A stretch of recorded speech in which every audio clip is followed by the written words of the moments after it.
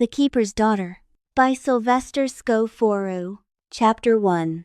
The Mary Catherine. The pre-dawn air hung thick and heavy over Dog River, carrying the scent of salt marsh and diesel fuel. Captain Jake Mercer stood on the deck of the Mary Catherine, his 28-foot shrimp boat, watching the eastern sky bleed from black to deep purple. At 27, he'd been working these waters for nearly a decade, first as a deckhand on his uncle's boat, then as captain of his own vessel for the past 3 years. The Mary Catherine, named for his grandmother, wasn't much to look at, her white paint peeling in places, rust blooming along her rails, but she was paid for, and she was his. "Coffee's ready, Cap," called Tommy Guidry from the wheelhouse, his voice still rough with sleep. Jake made his way across the deck, his boots finding purchase on the worn non-skid surface without conscious thought. Tommy stood at the small galley counter, pouring black coffee into 2 stained mugs. At 19, Tommy was eager and hardworking, if sometimes reckless. He'd been Jake's deckhand for 8 months now, and they'd fallen into an easy rhythm. "Thanks." Jake took the offered mug and sipped carefully. The coffee was strong enough to strip paint, just the way he liked it. "Weather report still looking good?" "Clear through tomorrow afternoon," Tommy said, pulling up the marine forecast on his phone. "Seas 2 to 3 feet, wind out of the southeast at 10 knots. Jake nodded, though something in his gut twisted uneasily. He'd learned long ago to trust his instincts on the water, but the forecast was clear, and they needed this run. Fuel prices had climbed again, and the last 2 trips had yielded disappointing catches. He had payments to make, supplies to buy, and a boat to maintain. "Let's get moving then," he said, draining half his coffee in 3 long swallows. They cast off just as the sun broke the horizon, painting the river in shades of gold and amber. Jake guided the Mary Catherine down the familiar channel, past the marinas and boatyards, past the restaurants that would open in a few hours to serve tourists and locals alike. A great blue heron stood sentinel on a piling, watching them pass with ancient, knowing eyes. The river widened as they approached the bay, and Jake felt the familiar loosening in his chest that always came when he left land behind. This was where he belonged, not in some office or warehouse, not tied to a desk or a time clock. Out here, a man could breathe. Out here, the only boss was the sea itself. Tommy moved around the deck with practiced efficiency, checking the nets, testing the winches, making sure everything was secured and ready. The kid had good instincts, Jake thought. Give him a few more years, and he'd make a fine captain himself. They crossed Mobile Bay as the morning light strengthened, the water calm and glassy. To the north, the city skyline rose against the pale sky. To the south, Dauphin Island stretched like a green finger pointing toward the Gulf. And beyond that, the open water waited. Jake had grown up in Mobile, the son of a mechanic and a school teacher. His father had wanted him to go to college, to make something of himself, as if working the water wasn't making something of yourself. But Jake had known from his first trip out with Uncle Ray that this was his calling. There was something about the rhythm of the waves, the cry of the gulls, the endless horizon that spoke to something deep in his soul. He'd had a girlfriend once, Sarah, who'd wanted him to give it up, to get a real job with benefits and a 401k. They'd fought about it for months before she finally left, moving to Atlanta with a pharmaceutical sales rep who wore suits and drove a Lexus. Jake had been hurt, but not surprised. Not everyone understood the pull of the sea. "You ever think about doing something else?" Tommy asked, as if reading his thoughts. The younger man stood beside him in the wheelhouse, watching the water ahead. "Every time I have to rebuild a transmission, or patch a fuel line in 90-degree heat," Jake said, with a slight smile. "But then I think about sitting in traffic every morning, staring at a computer screen all day, asking permission to take a piss, and I figure I've got it pretty good." Tommy laughed. "My dad thinks I'm crazy, says I should be in school, learning a trade."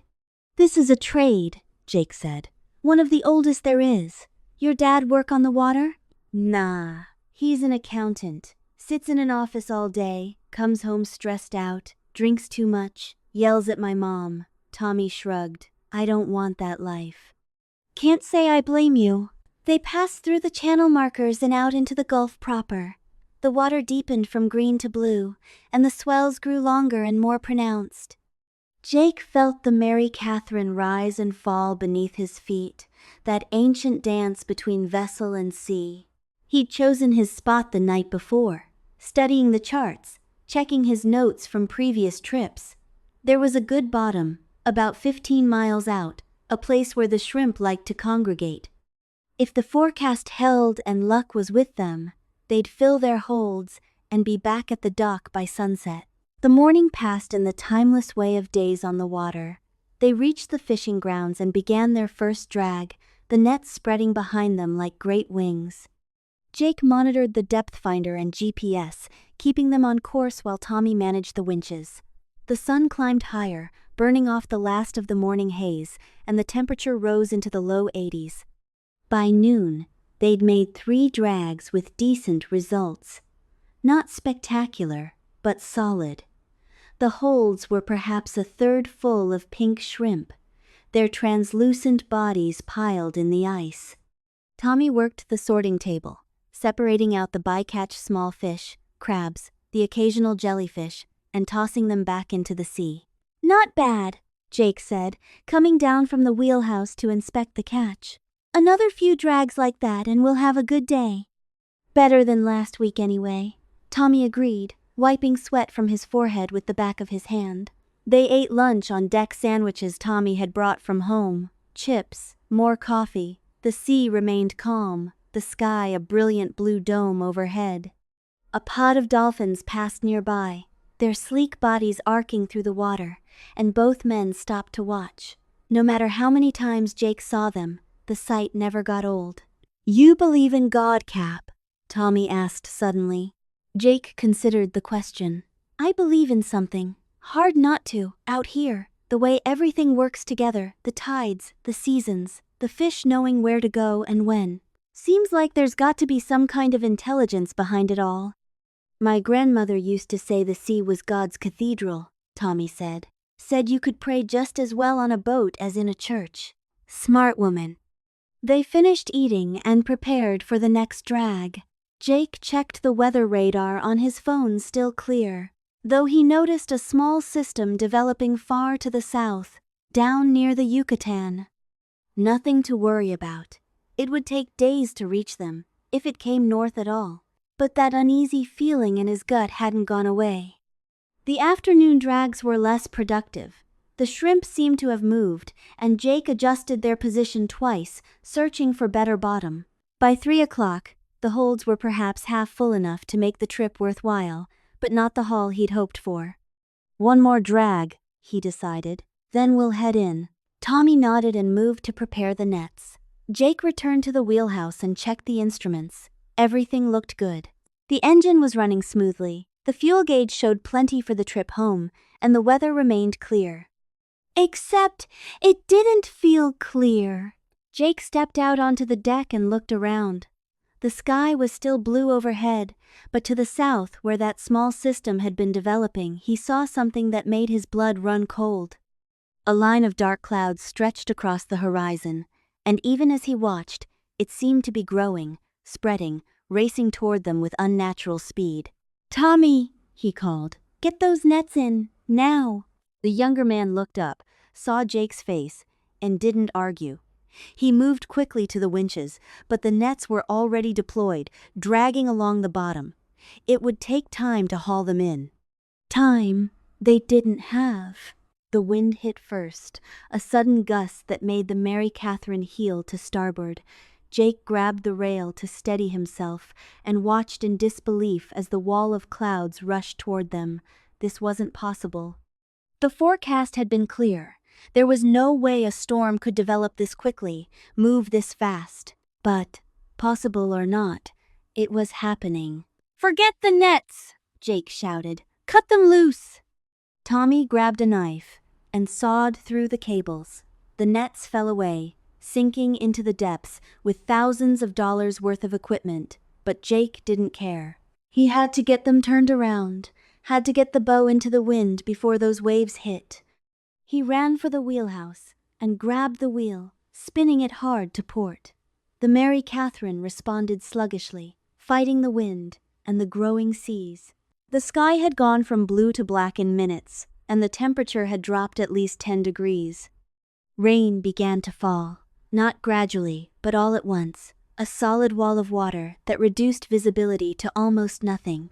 A wave crashed over the bow, and Jake felt the boat shudder. He'd been through storms before, bad ones, but nothing like this. This was something else entirely, something wrong, something that shouldn't exist. "Cap!" Tommy appeared in the wheelhouse doorway, soaked and wide-eyed. "We're taking on water. The forward bilge pump can't keep up." "Get on the radio," Jake ordered, fighting to keep the boat headed into the wind. "Send out a mayday. Give them our position." Tommy grabbed the radio handset. "Mayday, mayday, mayday. This is the fishing vessel Mary Catherine position." He looked at the GPS, rattled off the coordinates. "We are taking on water in severe weather. Request immediate assistance. Over." Static answered him. He tried again, and again, but got no response. Another wave hit, larger than the first, and Jake heard something crack below. The Mary Catherine listed to starboard and didn't fully recover. They were going down. "Life jackets!" Jake shouted. "Get your life jacket on!" They kept the jackets in a locker beside the wheelhouse. Tommy grabbed them both, tossed one to Jake, and struggled into his own. Jake pulled his on with one hand while trying to steer with the other, but it was useless. The boat was dying beneath them. "We need to get to the life raft," Tommy yelled over the roar of wind and water. The raft was secured on the aft deck, but getting to it meant leaving the wheelhouse, exposing themselves to the full fury of the storm. Jake looked at the instruments one last time. They were listing 20 degrees now, and the list was increasing. They had minutes at most. "Go!" he shouted. "I'm right behind you." Tommy disappeared into the storm. Jake grabbed the radio one more time. "Mayday, mayday. Mary Catherine is going down. 2 souls on board. Position." He looked at the GPS, but the screen had gone dark. The electrical system was failing. He gave his best estimate of their location and added, "We are abandoning ship." He didn't know if anyone heard him. Jake left the wheelhouse and immediately understood how bad things were. The deck was awash, water pouring in through the scuppers faster than it could drain. The Mary Catherine was settling by the bow, her stern rising out of the water. Tommy was at the life raft, struggling with the release mechanism. Jake made his way aft, grabbing rails and cleats to keep from being washed overboard. The wind was a living thing, trying to tear him from the deck. Rain lashed his face like needles. He reached Tommy, and together they pulled the release handle. Nothing happened. "It's jammed!" Tommy screamed. Jake pulled his knife from his belt and cut the securing straps. The raft canister rolled free, but before they could deploy it, a massive wave swept across the deck. Jake felt himself lifted, thrown, tumbling in a chaos of water and foam. His head struck something hard, and stars exploded across his vision. When he surfaced, gasping and choking, the Mary Catherine was gone, just gone, as if she'd never existed. He spun in the water, searching for Tommy, for the life raft, for anything. "Tommy!" he screamed. "Tommy!" A wave lifted him high, and in that brief moment at its crest, he saw something, a flash of orange, Tommy's life jacket. Jake swam toward it with desperate strokes, fighting the waves, fighting the current, fighting the storm itself. He reached the spot where he'd seen the orange, dove under, searching. His hands found fabric, and he pulled. Tommy's body rose toward the surface, limp and unresponsive. Jake got an arm around him and kicked for the surface. They broke into the air together, and Jake tilted Tommy's head back, trying to keep his airway clear. "Come on, kid! Stay with me!" But Tommy's eyes were closed, his face pale. Blood ran from a gash on his forehead, quickly washed away by the rain. Jake felt for a pulse and found nothing. "No," he said. "No, no, no. Tommy, come on." He tried to perform CPR while treading water, but it was impossible. The waves kept separating them, and he couldn't get proper compressions. He held Tommy close, refusing to let go, but he could feel the life gone from the younger man's body. A wave larger than the rest crashed over them, and when Jake surfaced, Tommy was gone. Ripped from his arms by the sea, he dove, searching, but found only darkness and churning water. Jake surfaced again, screaming his rage and grief into the storm. Tommy had been 19 years old. He'd had his whole life ahead of him. And now he was gone, taken by a storm that shouldn't exist, that had appeared out of nowhere like something from a nightmare. Jake didn't know how long he floated there, held up by his life jacket, battered by waves, half drowned by rain. Time lost meaning. There was only the storm, the sea, the struggle to keep breathing. His body was going numb, hypothermia, some distant part of his mind recognized. The water temperature had dropped along with the air temperature. He was dying, slowly but surely, and then, through the rain and spray, he saw it. A light. At first he thought it was a hallucination, his oxygen-starved brain conjuring false hope. But no, there it was again, a steady beam cutting through the storm. A lighthouse. Sand Island Lighthouse. It had to be. He'd seen it dozens of times, passed it on nearly every trip out to the Gulf. But it was just a ruin now, an old brick tower standing on a pile of rocks, the island itself long since washed away by hurricanes and erosion. There was no light, hadn't been for decades. But he saw it, a bright, steady light, calling him home. Jake began to swim. Every stroke was agony. His arms felt like lead, his legs barely responded to his commands. The waves fought him, pushing him back, spinning him around, but he kept the light in sight and kept swimming. Slowly, impossibly, he drew closer. The light grew brighter, and beneath it he could see the lighthouse itself, not the ruin he knew, but a pristine white tower, its paint gleaming even in the storm. And around it, impossibly, he saw buildings, houses, trees. He was hallucinating, had to be, but the light was real, and it was all he had. His feet touched bottom, and he nearly wept with relief. He stood, stumbled, fell, crawled forward on his hands and knees. The waves still crashed over him, but they were smaller here, broken by the island that shouldn't exist. Jake dragged himself up the beach, and it was a beach, white sand, not rocks, until he was clear of the water. He collapsed face down, every muscle in his body screaming, his lungs burning, his heart hammering against his ribs. He'd made it, against all odds. He'd survived. The storm raged around him, but Jake Mercer felt himself slipping away, consciousness fading. His last thought before darkness took him was of Tommy, and how he'd failed to save him. Then there was nothing but the sound of wind and rain, and the steady, impossible light of Sand Island Lighthouse shining through the storm. Chapter 2.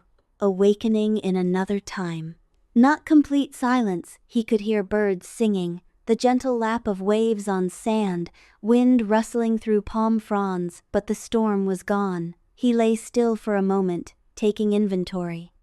Everything hurt. His muscles ached. His head throbbed. His throat felt raw from salt water and screaming, but he was alive. He opened his eyes and found himself staring at a wooden ceiling. Rough-hewn beams crossed overhead, and sunlight slanted through a window to his left. He was in a bed, a real bed, with clean white sheets and a patchwork quilt. The room was small but tidy, with whitewashed walls and simple furniture, a dresser, a chair, a washstand with a ceramic pitcher and basin. Where the hell was he? Jake tried to sit up and immediately regretted it. Pain lanced through his ribs, and his head swam with dizziness. He fell back against the pillows, breathing hard. "Easy now," said a woman's voice. "You've been through quite an ordeal." Jake turned his head and saw her standing in the doorway, a woman in her 40s perhaps, with dark hair pulled back in a bun and kind eyes. She wore a long dress, simple and practical, the kind of thing his grandmother might have worn in old photographs. "Where am I?" Jake managed to croak. "Sand Island," the woman said, coming into the room. She carried a tray with a bowl and a cup. "My husband is the lighthouse keeper. We found you on the beach after the storm passed. You're lucky to be alive." Sand Island. But that was impossible. Sand Island was gone, washed away years ago. There was nothing left but the lighthouse tower, standing on rocks. What day is it?" Jake asked. The woman gave him an odd look. "It's Sunday, August 17th. You've been unconscious for nearly 2 days. We were beginning to worry you might not wake up." August 17th. That was right. He and Tommy had gone out on Friday the 15th, but something was wrong. Everything was wrong. "Here," the woman said, setting the tray on the bedside table. "You need to eat something. It's just broth, but it'll help build your strength." She helped him sit up, propping pillows behind him, and Jake got his first good look at her. She was handsome rather than pretty, with strong features and capable hands. And that dress, it wasn't a costume or some kind of historical reenactment outfit. It was real, worn and faded from washing, mended in places. "I'm Martha Calloway," she said, spooning broth into his mouth. "My husband is Samuel Calloway, the keeper. We have 3 children, Elizabeth, who's 10, Samuel Jr., who's 17, and Catherine, who's 21. Jake swallowed the broth chicken, rich and salty, and felt warmth spread through his chest. "Jake Mercer," he said. "I'm a shrimper out of Dog River. My boat went down in the storm. My deckhand," his voice broke, "Tommy didn't make it." Martha's face softened with sympathy. "I'm so sorry. The storm came up so suddenly. We barely had time to secure everything before it hit. Samuel said he'd never seen anything like it." "Neither had I," Jake said. "The forecast was clear. There was no warning." "The sea keeps her own counsel," Martha said, offering him more broth. "We've learned not to trust the weather too much out here. It can change in a heartbeat." Jake ate slowly, his mind racing.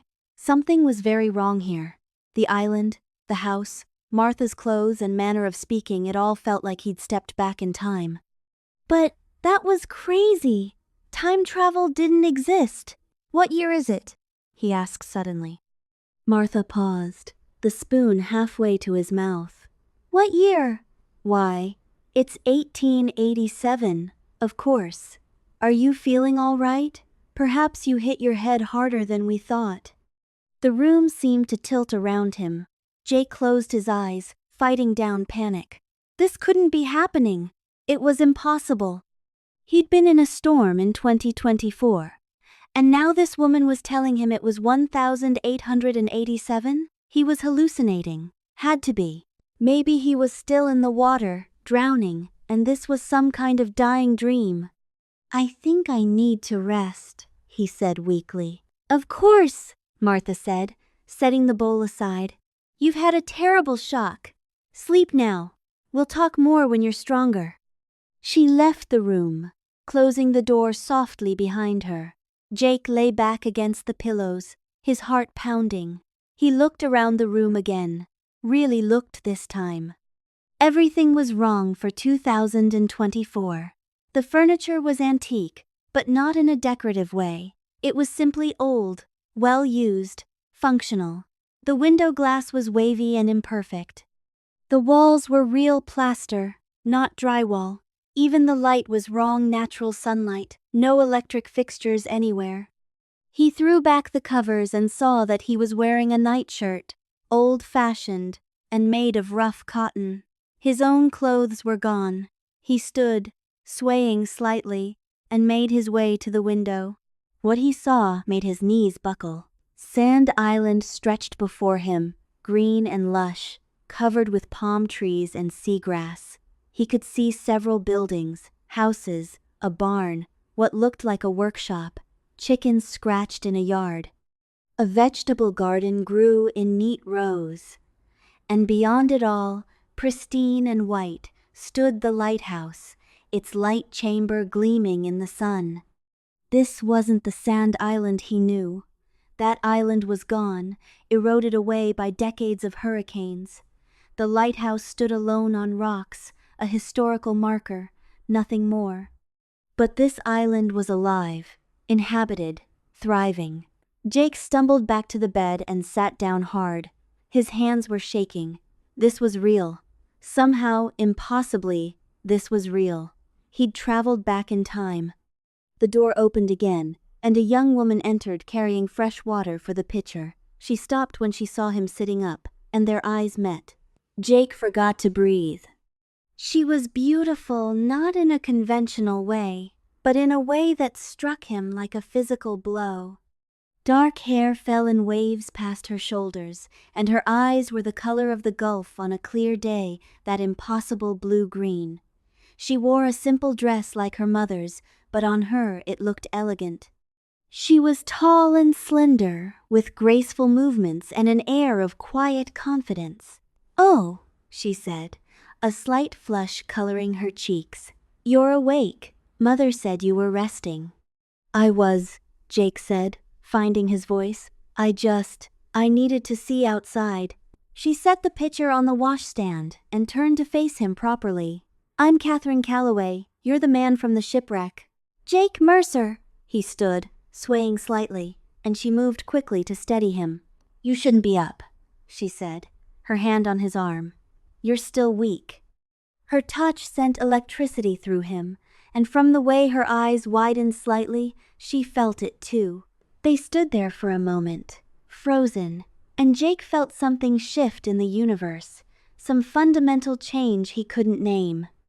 "I'm all right," he said, though he wasn't sure if he was talking about his physical condition or something else entirely. Catherine helped him back to the bed, and he sat down, acutely aware of her nearness. She smelled like lavender and sea air. "You were very brave," she said softly.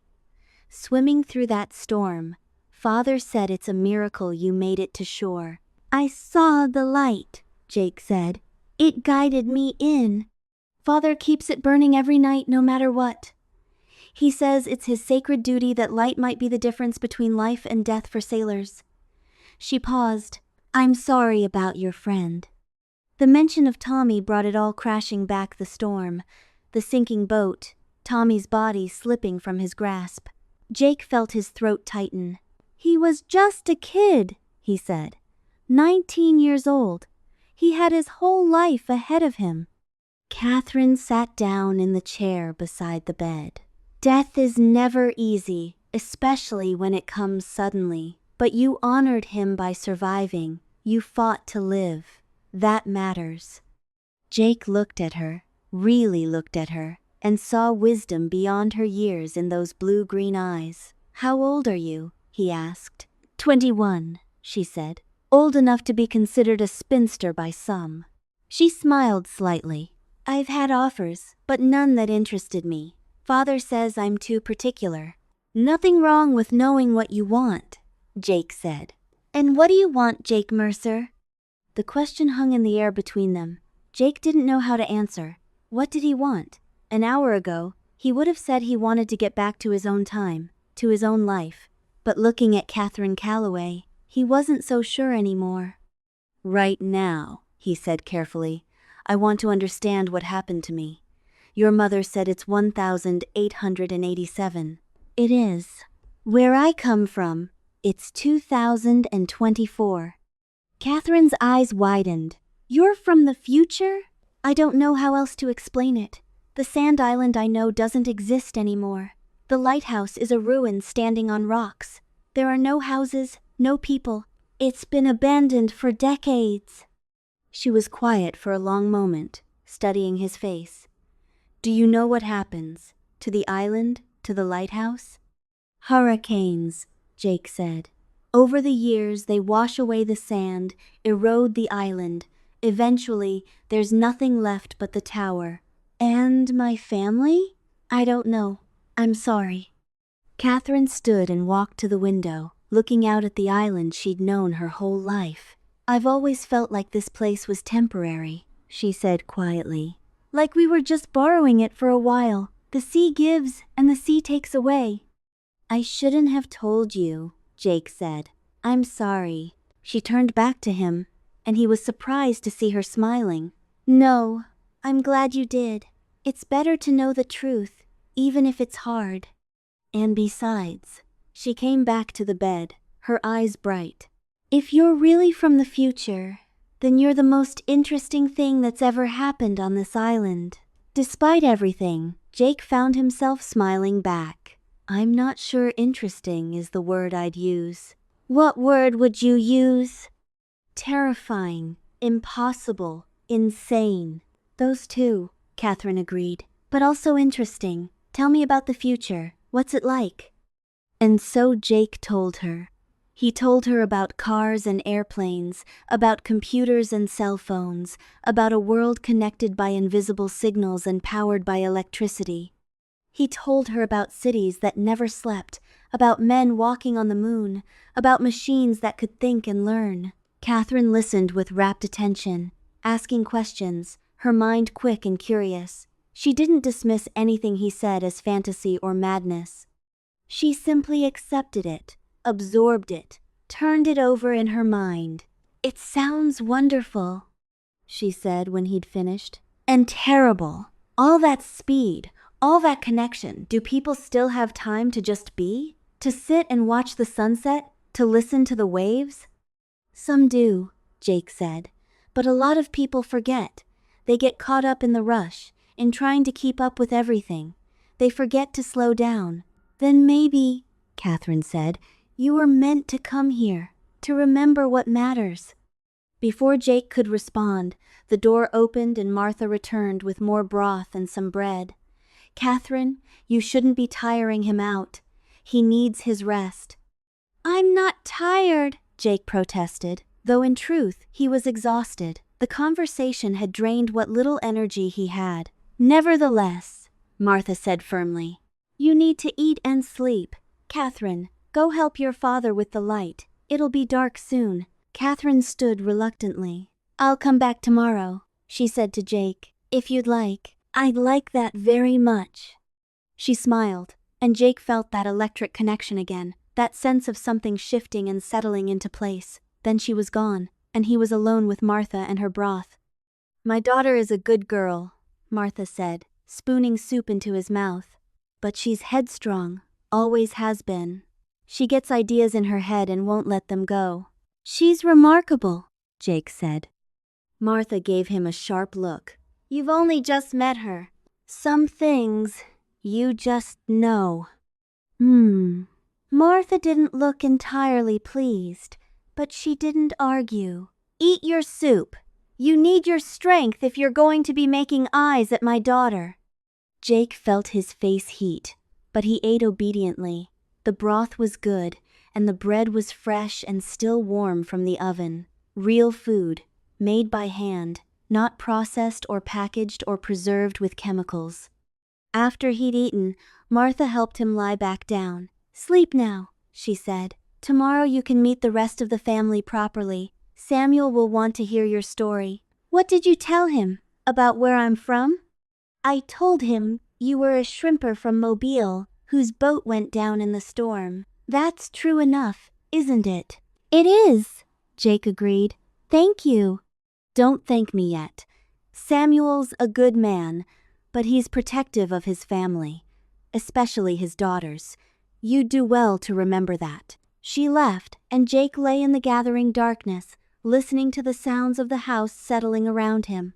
Footsteps overhead, voices murmuring, the distant cry of a seabird, normal sounds, domestic sounds, sounds that belonged to a different century.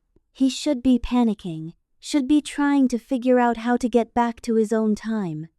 But instead, he found himself thinking about Catherine, her smile, her curiosity, the way she'd looked at him like he was something precious and rare. He'd known her for less than an hour, and already she'd changed everything.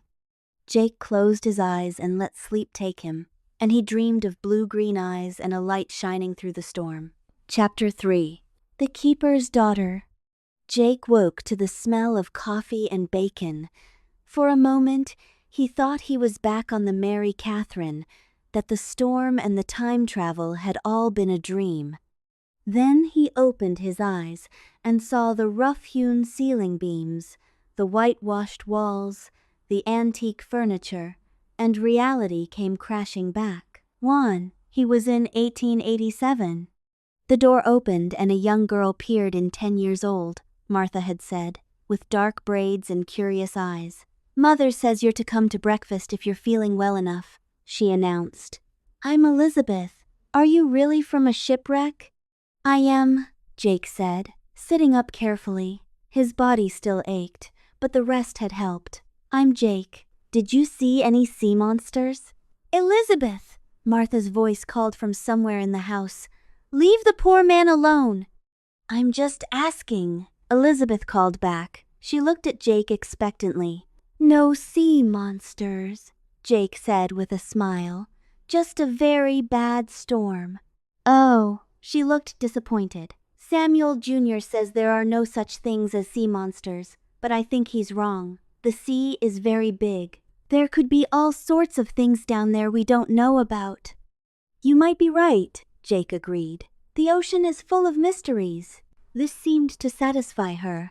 "Your clothes are on the chair. Mother washed and mended them. They're very strange." Jake looked and saw his jeans and t-shirt, neatly folded. They did look strange here, the denim, the synthetic fabric of the shirt, the rubber-soled shoes, all things that didn't exist yet in 1887. "Thank you," he said. "Could you tell your mother I'll be out in a few minutes?" Elizabeth nodded and scampered off. Jake got out of bed, moving slowly, testing his body. Everything worked, though he was stiff and sore. He dressed in his own clothes, grateful to be out of the nightshirt, and looked at himself in the small mirror above the washstand. He looked like hell. His face was sunburned and scratched, his hair was a mess, and he had several days' worth of beard growth. But he was alive, and that was something. Jake made his way out of the bedroom and found himself in a hallway. He followed the smell of coffee and the sound of voices to a large kitchen where the Calloway family was gathered around a wooden table. Samuel Calloway stood when Jake entered, a tall, weathered man in his 50s with a full beard and the steady gaze of someone who'd spent his life watching the horizon. "Mr. Mercer," he said, extending his hand. "I'm Samuel Calloway. I'm glad to see you up and about." Jake shook his hand, feeling the calluses and strength in the keeper's grip. "Thank you for taking me in. I owe you my life." "The sea gives and the sea takes away," Samuel said. "We do what we can for those she spares. Sit, please. You must be hungry." Jake sat at the table, acutely aware of everyone watching him. Martha was at the stove, cooking. Elizabeth sat across from him, still staring with open curiosity. A teenage boy, Samuel Jr., presumably sat at the end of the table, looking skeptical. And Catherine sat to Jake's right, and when their eyes met, she smiled. "Coffee?" she asked, lifting a pot. "Please," Jake said, and she poured him a cup. The coffee was strong and bitter, nothing like the smooth blends he was used to, but it was hot and caffeinated and exactly what he needed. Martha brought plates of food: bacon, eggs, biscuits, grits, real food, cooked on a wood stove, served on mismatched china. Jake ate slowly, savoring every bite. He hadn't realized how hungry he was. "So," Samuel said, sitting down with his own plate, "Martha tells me you're a shrimper from Mobile. What were you doing so far out in that storm?" "We were working the grounds about 15 miles out," Jake said. "The forecast was clear. The storm came up out of nowhere. I've never seen anything like it. One minute the sky was blue, the next we were in the middle of a hurricane." Samuel nodded slowly. "I've seen storms come up fast, but never that fast. It was unnatural, like something out of the old stories." "What old stories?" Jake asked. "The Indians who used to live here, before we came, They had stories about the sea and the sky fighting. They said sometimes the boundary between worlds grew thin, and strange things could happen. Samuel paused. I never put much stock in such tales, but after seeing that storm, he shrugged. Who's to say what's possible? Jake felt Catherine's eyes on him, and knew she was thinking about what he'd told her about being from the future, about the island's fate. He wondered if she'd told her father. Your clothes are very unusual, Samuel Jr. said suddenly. He was a lanky teenager with his father's height and his mother's dark eyes. What kind of fabric is that?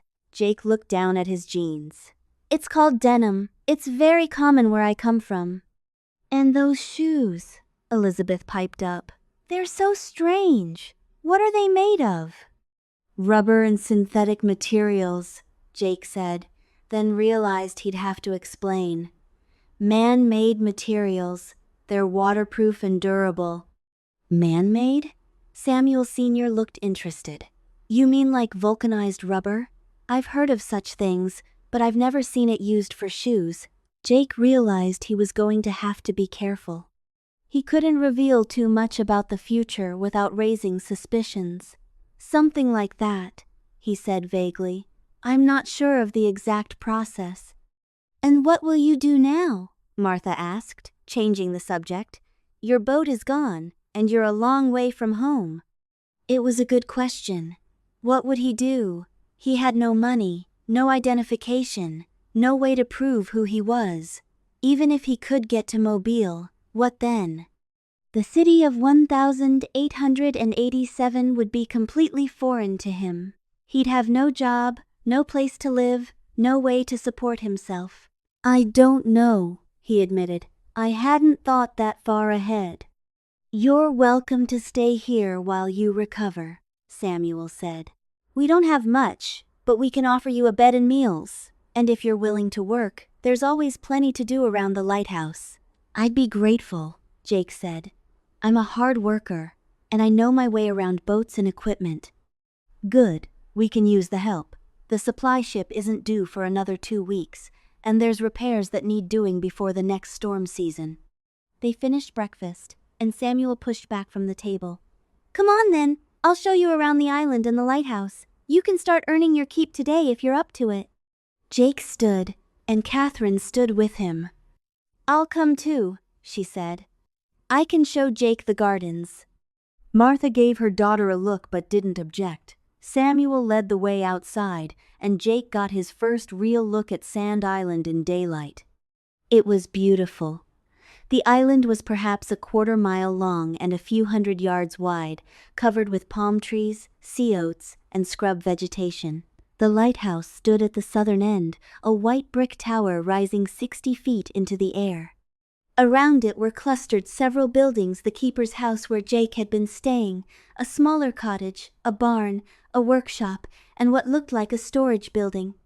We're one of 3 families living on the island, Samuel explained as they walked. The Johnsons live in the cottage, Henry is the assistant keeper.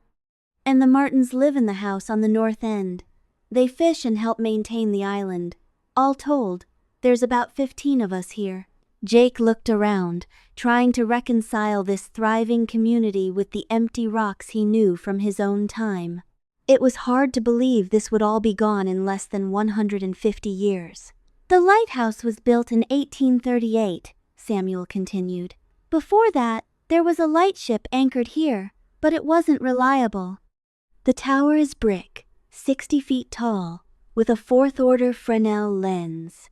I keep it burning from sunset to sunrise, every night, no matter the weather. They climbed the spiral stairs inside the lighthouse, and Jake marveled at the craftsmanship. The bricks were perfectly laid, the stairs solid despite decades of use. At the top, in the light chamber, the Fresnel lens gleamed like a jewel, a complex arrangement of prisms and mirrors designed to focus the lamp's light into a powerful beam. It's beautiful, Jake said, and meant it. It's a responsibility, Samuel said. Ships depend on this light. Lives depend on it. I take that very seriously. They stood at the top of the lighthouse, looking out over the gulf. From here, Jake could see for miles the blue water stretching to the horizon, the white sand beaches of the island, the green waters of the bay to the north. It was pristine, untouched, a world before pollution and development and climate change. "What do you see when you look out there?" Catherine asked softly. She'd come up behind him, and now she stood at his side. "I see beauty," Jake said, "and fragility. This island, this moment, it's precious because it won't last." "Nothing lasts," Samuel said. "That's why we have to appreciate what we have while we have it." They descended the lighthouse and spent the rest of the morning working. Samuel showed Jake the various systems that kept the lighthouse running: the oil lamps, the clockwork mechanism that rotated the lens, the fog bell that rang during low visibility. Jake was impressed by the ingenuity of it all, the way everything worked together without electricity or modern technology. Catherine stayed with them, and Jake found himself acutely aware of her presence. She was knowledgeable about the lighthouse, asking intelligent questions, offering suggestions.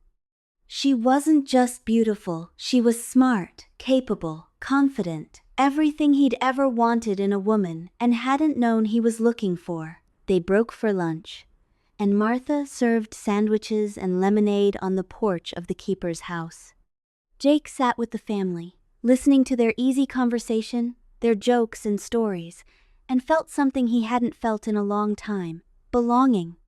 In his own time, he'd been alone. His parents were gone, his uncle had retired and moved to Florida, and he had no siblings. His friends were mostly other fishermen, relationships built on shared work rather than deep connection. He'd been lonely without really realizing it. But here, with the Calloways, he felt like part of something: a family, a community, a purpose larger than himself. "You're very quiet," Catherine said. She'd sat down beside him on the porch steps, close enough that their shoulders almost touched. "Just thinking," Jake said. "About what?" "About how strange life is. 2 days ago I was in a completely different world. Now I'm here, and it feels more real than anything I've ever known." Catherine was quiet for a moment. "Do you want to go back? To your time?" It was a question Jake had been avoiding. Did he want to go back? To his empty apartment, his solitary life, his endless cycle of work and sleep? What did he have there that he didn't have here? "I don't know," he said honestly. "I don't even know if it's possible." "If it is possible," Catherine said, "if you could go back, would you?" Jake turned to look at her, and found her watching him with those blue-green eyes, and he knew the answer. "No," he said, "I don't think I would." Catherine smiled, and Jake felt his heart skip a beat. "Good," she said softly. "I'm glad." They sat there on the porch steps, shoulders touching now, watching the waves roll in, and Jake felt something shift inside him. He'd been given a second chance, not just at life, but at living, and he wasn't going to waste it. Chapter 4. Island Rhythms. The days fell into a rhythm. Jake woke each morning to the sound of waves and seabirds, ate breakfast with the Calloway family, and spent his days working around the island. He helped Samuel maintain the lighthouse, repaired fishing nets with Henry Johnson, worked in the gardens with Martha and Catherine. The work was hard and physical, but satisfying in a way his old life had never been. And every day, he fell more deeply in love with Catherine. It wasn't just her beauty, though she was beautiful. It was everything about her: her quick mind, her gentle humor, her strength and grace. She was educated, having been taught by her mother and by correspondence courses. She read voraciously, everything from novels to scientific journals that arrived on the supply ships. She could discuss philosophy and poetry, navigation and natural history. But more than that, she saw him, really saw him, in a way no one ever had before. She asked about his life in the future, not with idle curiosity, but with genuine interest. She wanted to know what he thought, what he felt, what he dreamed about, and Jake found himself opening up to her in ways he never had with anyone. He told her about his childhood, about his parents' deaths in a car accident when he was 22, about the loneliness that had driven him to the sea. He told her about Sarah, about the relationship that had failed because he couldn't be what she wanted. He told her about Tommy, and the guilt he felt at surviving when the younger man had died. Catherine listened to it all, and she didn't judge or try to fix him. She simply accepted him, all of him, the broken parts and the whole parts together. They spent hours together, walking the beach, sitting on the lighthouse gallery, talking about everything and nothing. Jake taught her about the future, about technology and science, about social changes and historical events. Catherine taught him about her world, about the rhythms of island life, about reading the weather and the tides, about finding joy in simple things. "You're different from other men I've known," Catherine said one evening. They were sitting on the beach, watching the sunset paint the sky in shades of orange and pink. "How so?" Jake asked. "You listen, really listen. Most men, they talk at you, not with you. They want to tell you what to think, how to feel, but you ask questions. You want to know what I think." "That's because what you think matters," Jake said. "You're one of the smartest people I've ever met." Catherine laughed.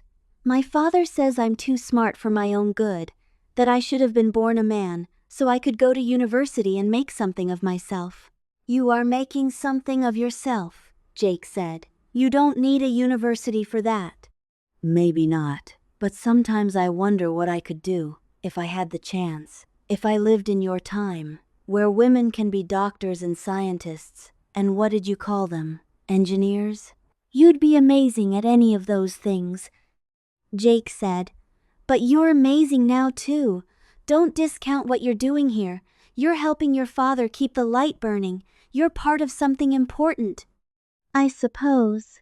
Catherine drew patterns in the sand with her finger. "But sometimes I feel like I'm waiting for my life to start. Like I'm in between things. Not quite one thing or another." Jake understood that feeling. He'd felt it himself, in his old life. "Maybe that's what this moment is," he said. "The space between what was and what will be. The place where change happens." Catherine looked at him, and in the fading light, her eyes were luminous. "Is that what you are? My change?"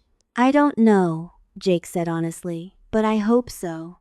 She leaned her head on his shoulder, and they sat together as the sun sank below the horizon and the first stars appeared. Behind them, the lighthouse lamp came to life, its beam sweeping across the darkening water. Samuel had been watching them. Jake knew.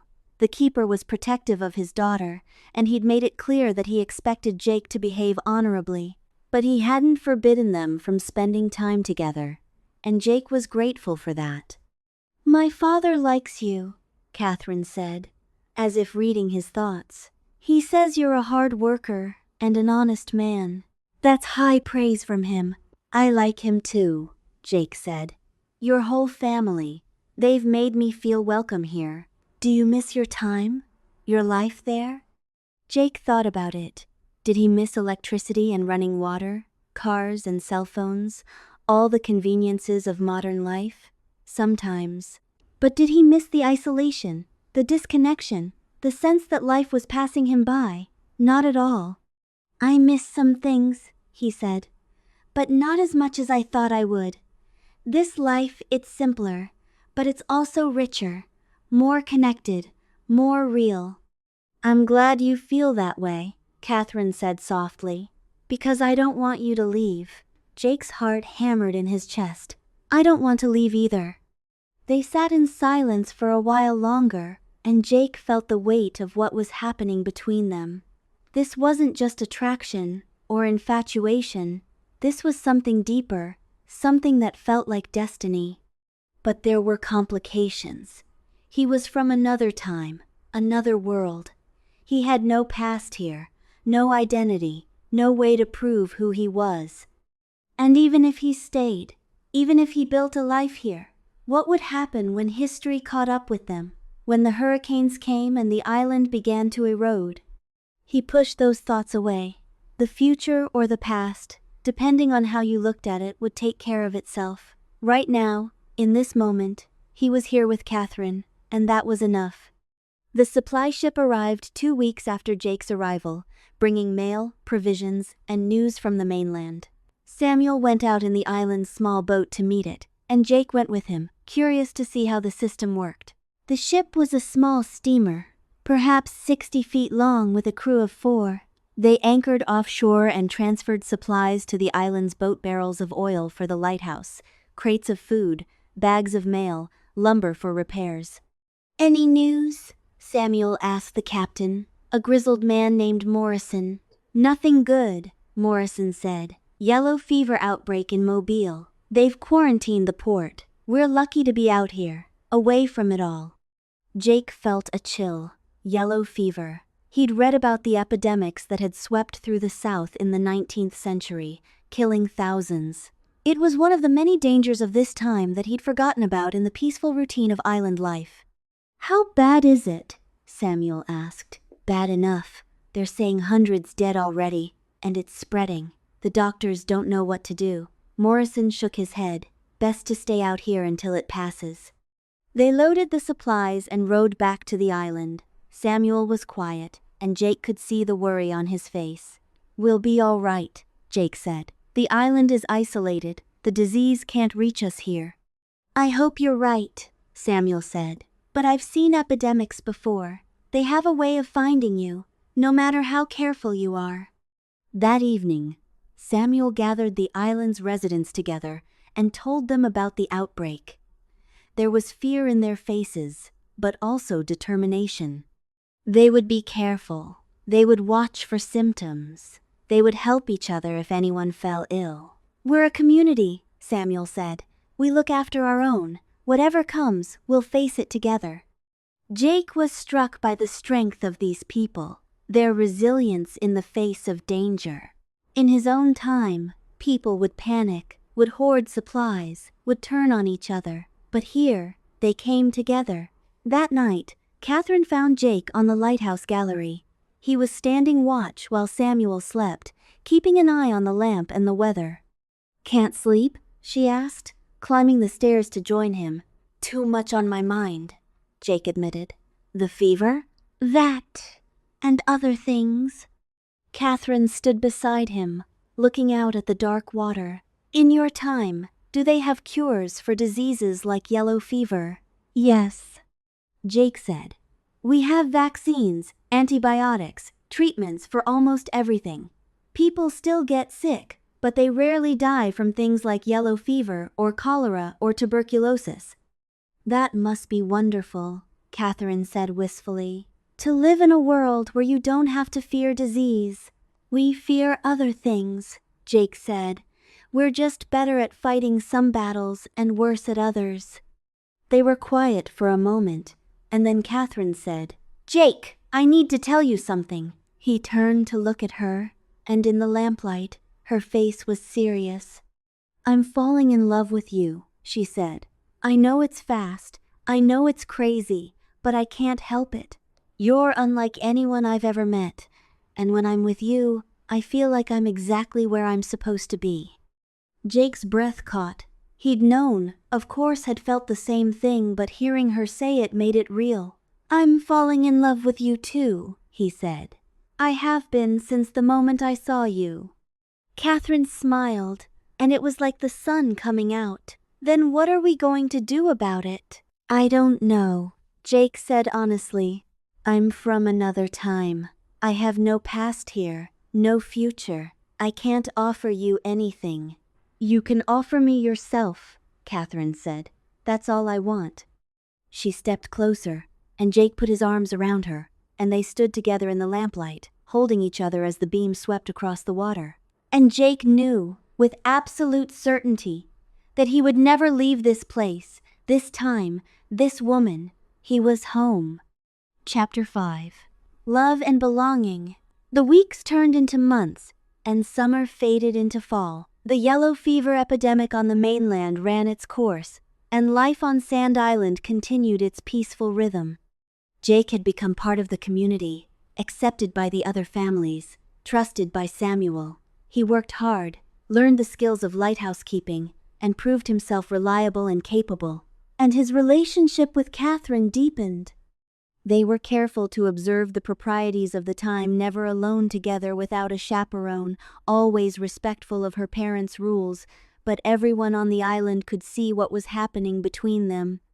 It was in the way they looked at each other, the way they found excuses to be near each other, the way they seemed to light up when they were together. Martha approved. Jake could tell.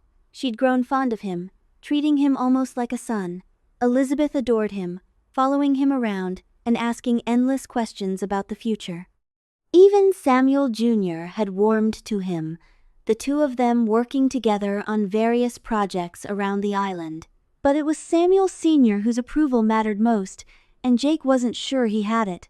The keeper was always polite, always fair, but there was a reserve in his manner, a watchfulness. Jake understood. Samuel was protecting his daughter, making sure this stranger who'd appeared out of nowhere was worthy of her. One evening in October, Samuel asked Jake to join him for a walk. They left the house after dinner and walked down to the beach, where the waves rolled in under a sky full of stars. "You've been here almost 3 months now," Samuel said. "You've proven yourself a good worker and an honest man." "Thank you, sir," Jake said. "My daughter is in love with you." It wasn't a question, but Jake answered anyway. "Yes, sir, and I'm in love with her." Samuel was quiet for a long moment, looking out at the dark water. "Catherine is special," he said finally. "She's always been different from other girls. Smarter, more curious, more independent. Her mother and I have worried about her, wondered if she'd ever find a man who could appreciate her for who she is." "I do appreciate her," Jake said. "She's the most remarkable person I've ever met." "I believe you," Samuel said, "but I need to know something. You told Catherine you're from the future. Is that true?" Jake's heart sank. So Catherine had told her father. He should have expected it. She was honest to a fault, and she wouldn't keep secrets from her family. "Yes, sir," he said. "I know it sounds impossible, but it's true. I was born in 1997. I'm from the year 2024. And the storm brought you here, back in time?" "I don't know how it happened. I just know that it did." Samuel nodded slowly. "I've thought about it a lot these past weeks, tried to make sense of it, and I've come to a conclusion." "What's that?" "It doesn't matter." Jake blinked. "Sir?"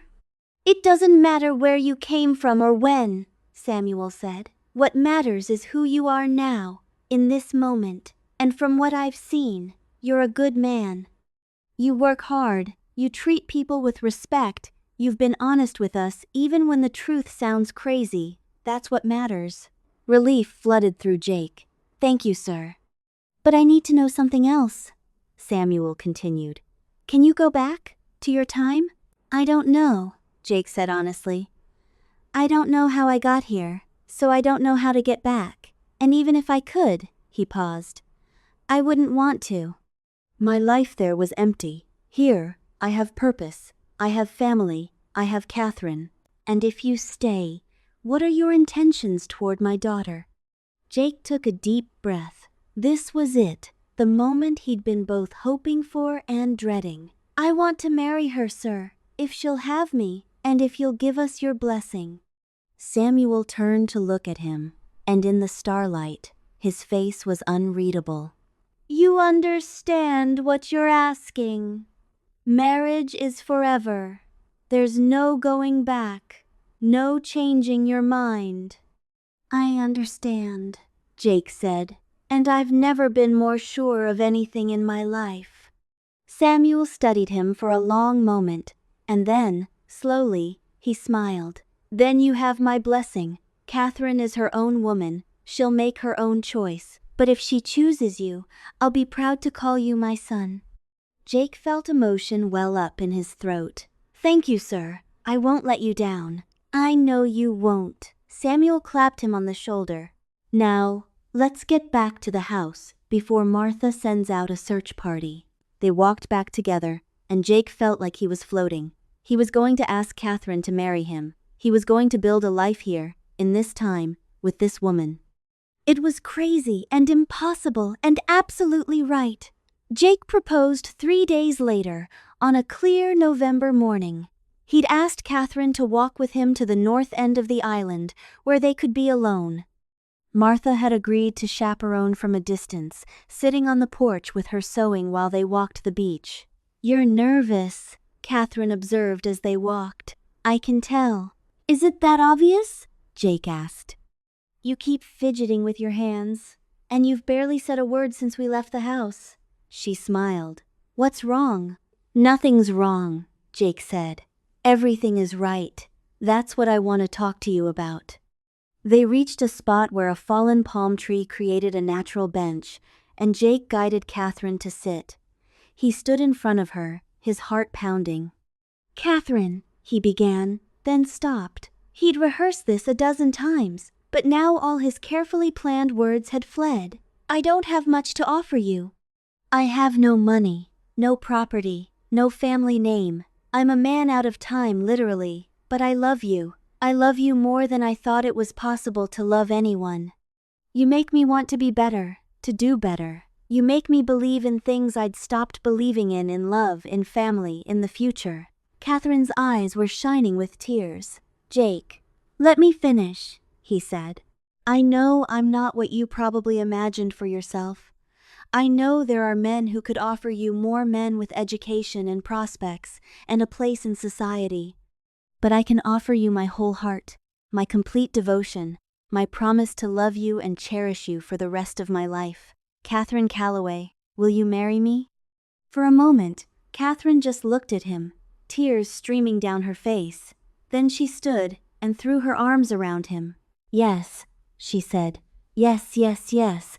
I don't want men with education and prospects. I want you, just you." Jake held her tight, feeling like his heart might burst. "I don't have a ring," he said. "I'm sorry.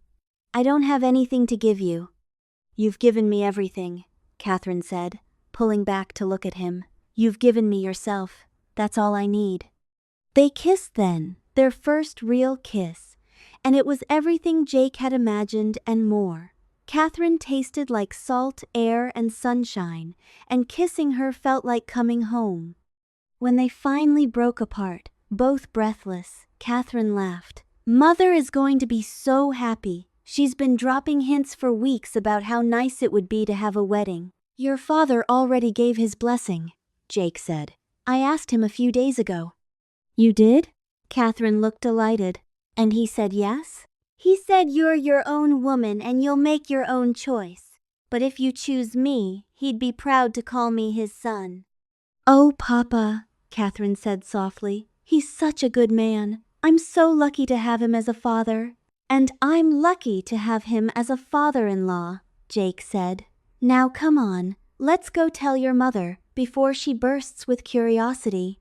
They walked back to the house hand in hand, and Martha met them on the porch with a knowing smile. "Well?" she asked. "We're getting married," Catherine announced, beaming. Martha pulled them both into a hug.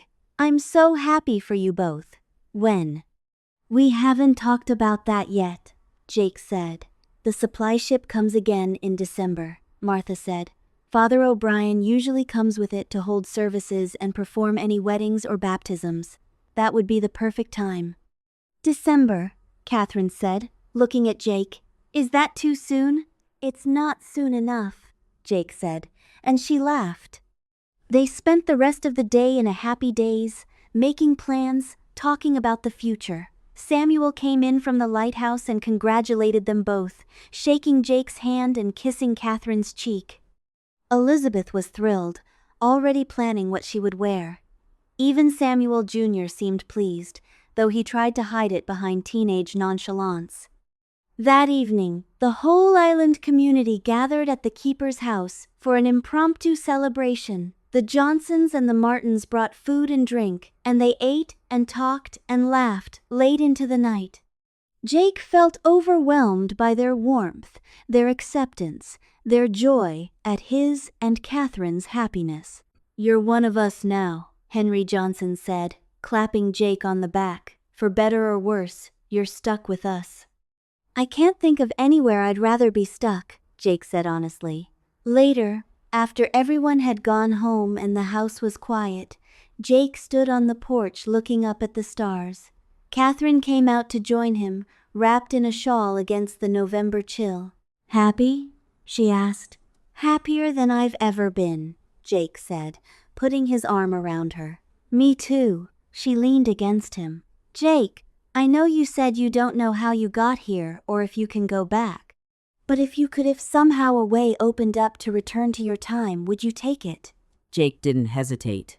No, never. This is where I belong, with you. Good, Catherine said, because I'm never letting you go. They stood together under the stars, and Jake thought about the strange path that had brought him here, the storm, the shipwreck, the impossible journey through time. It had cost him everything he'd known, but it had given him everything he'd ever wanted. He was home, finally, truly home. Chapter 6. Wedding on the Beach. December arrived with cooler temperatures and rougher seas. The supply ship was delayed by weather, and for a while, Jake worried that Father O'Brien wouldn't make it in time for the wedding. But on December 18th, the ship finally appeared on the horizon, and the whole island turned out to greet it. Father O'Brien was a jovial Irishman in his 60s, with white hair and a ready smile. He'd been serving the coastal communities for decades, traveling by boat to perform services for the scattered families who lived on the islands and in remote areas. So you're the young man who's marrying our Catherine, he said, shaking Jake's hand. Samuel wrote to me about you, said you appeared out of nowhere in a storm. That's about right, Father, Jake said. Well, the Lord works in mysterious ways, Father O'Brien said. And if he saw fit to bring you here to this good woman, who am I to question it? The wedding was planned for December 20th, giving everyone time to prepare. Martha and the other women spent 2 days cooking, preparing a feast for the celebration. Catherine worked on her dress, altering one of her mother's old gowns to fit her.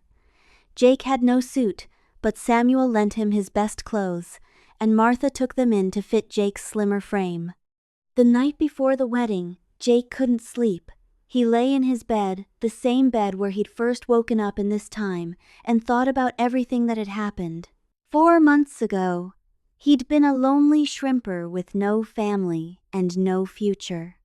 Now he was about to marry the woman he loved, to become part of a family, to build a life in a time and place he'd never imagined. It was terrifying and exhilarating in equal measure. There was a soft knock on his door, and Samuel entered. Can't sleep either? The keeper asked. Too excited, Jake admitted. Samuel sat down in the chair by the window. I wanted to talk to you, before tomorrow, father to son. Jake sat up. Of course. Marriage is a sacred thing, Samuel said. It's not just about love, though love is important. It's about commitment, about choosing each other every day, even when it's hard, especially when it's hard. I understand, Jake said. Martha and I have been married for 23 years, Samuel continued, and I can tell you, it hasn't always been easy.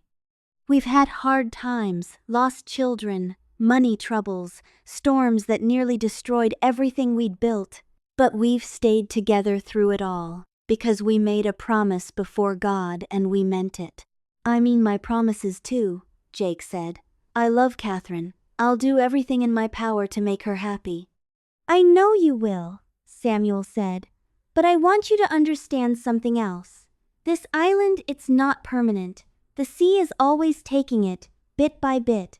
Someday, maybe not in my lifetime, but someday, there won't be anything left but the lighthouse tower, the houses, the gardens, all of it will be gone. Jake felt a chill.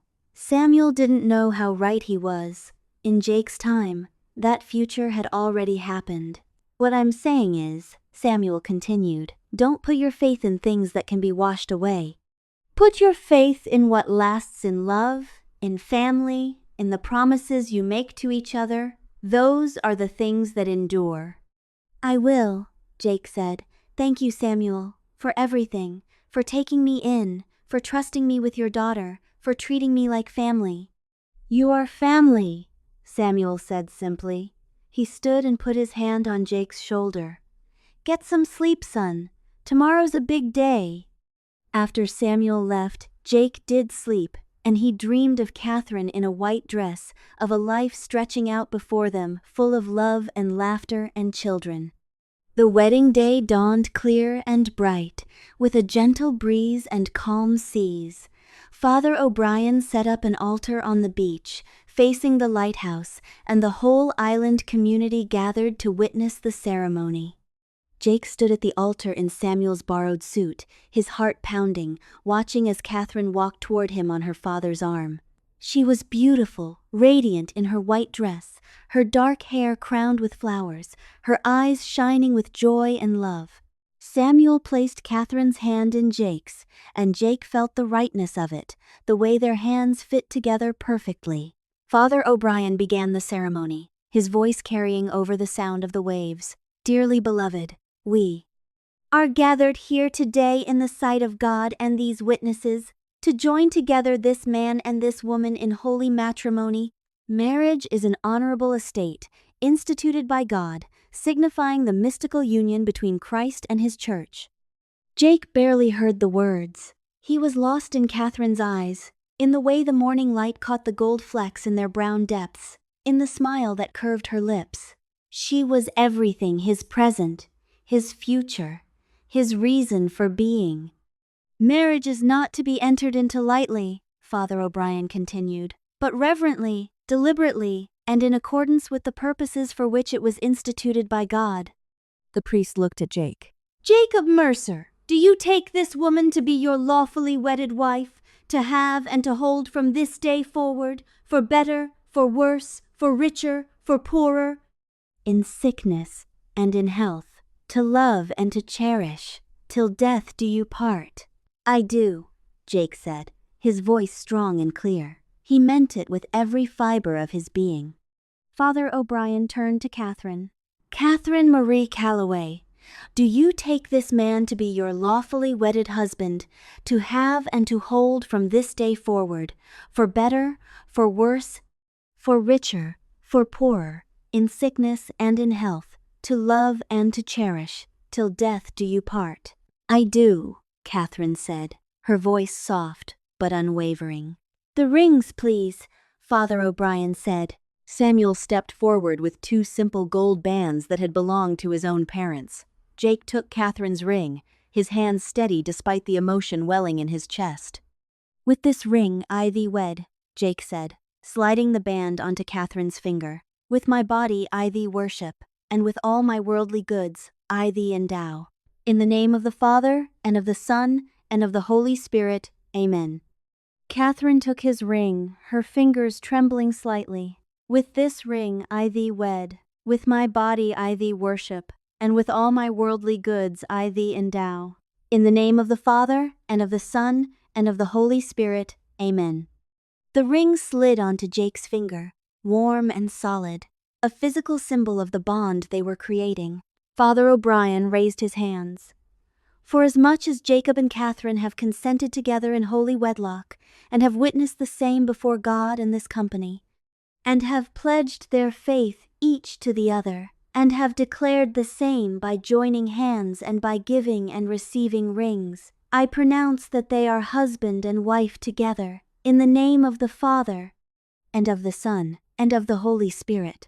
Those whom God has joined together, let no man put asunder." He smiled at Jake. "You may kiss your bride."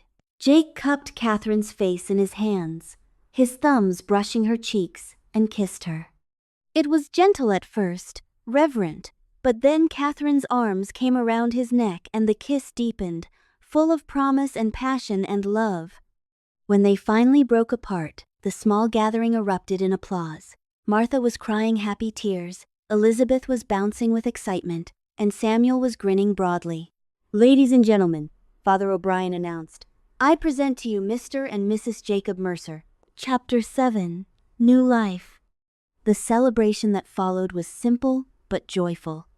Martha had prepared a feast: roasted chicken, fresh bread, vegetables from the garden, and a cake she'd somehow managed to bake in the wood stove.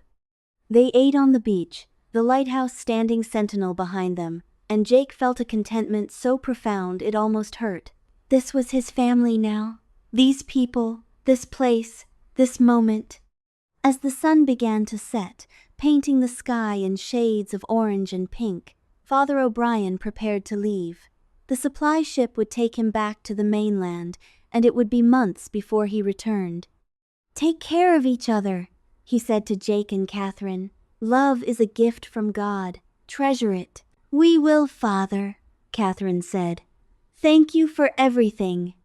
After the priest departed, and the dishes were cleared, Martha shooed Jake and Catherine toward the small cottage that had been prepared for them, a one-room structure near the main house, simple but private. "Go on," Martha said, her eyes twinkling. "We'll see you in the morning." Jake took Catherine's hand and led her to their new home. Inside, someone, probably Martha and Elizabeth, had decorated with wildflowers and lit candles that cast a warm, golden glow over everything. Catherine stood in the center of the room, suddenly shy. Jake closed the door and went to her, taking both her hands in his. "Are you nervous?" he asked gently. "A little," she admitted. "Are you?" "Terrified," Jake said, and they both laughed, the tension breaking. "I love you," Catherine said. "I've loved you since that first day when you looked at me like I was the most amazing thing you'd ever seen." "You are," Jake said. "You absolutely are." He kissed her then, slow and deep, and Catherine melted against him. Her hands came up to his chest, fumbling with the buttons of his shirt, and Jake helped her, shrugging out of the borrowed suit jacket and vest. "I don't know what I did to deserve you," Jake murmured against her lips, "but I'm going to spend the rest of my life being worthy of you." "You already are," Catherine whispered. They undressed each other slowly, reverently, discovering each other by candlelight. Catherine was beautiful, all soft curves and smooth skin, and when Jake finally laid her down on the bed, she looked up at him with such trust and love that his heart nearly burst. "I'll be gentle," he promised. "I know," Catherine said. She reached up and pulled him down to her. "I trust you completely." Their lovemaking was tender and passionate, awkward and perfect all at once.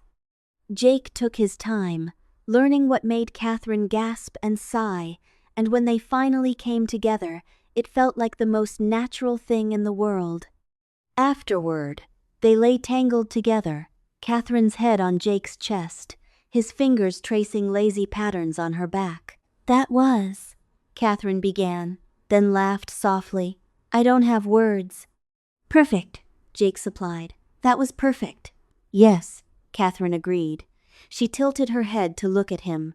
"Are you happy?"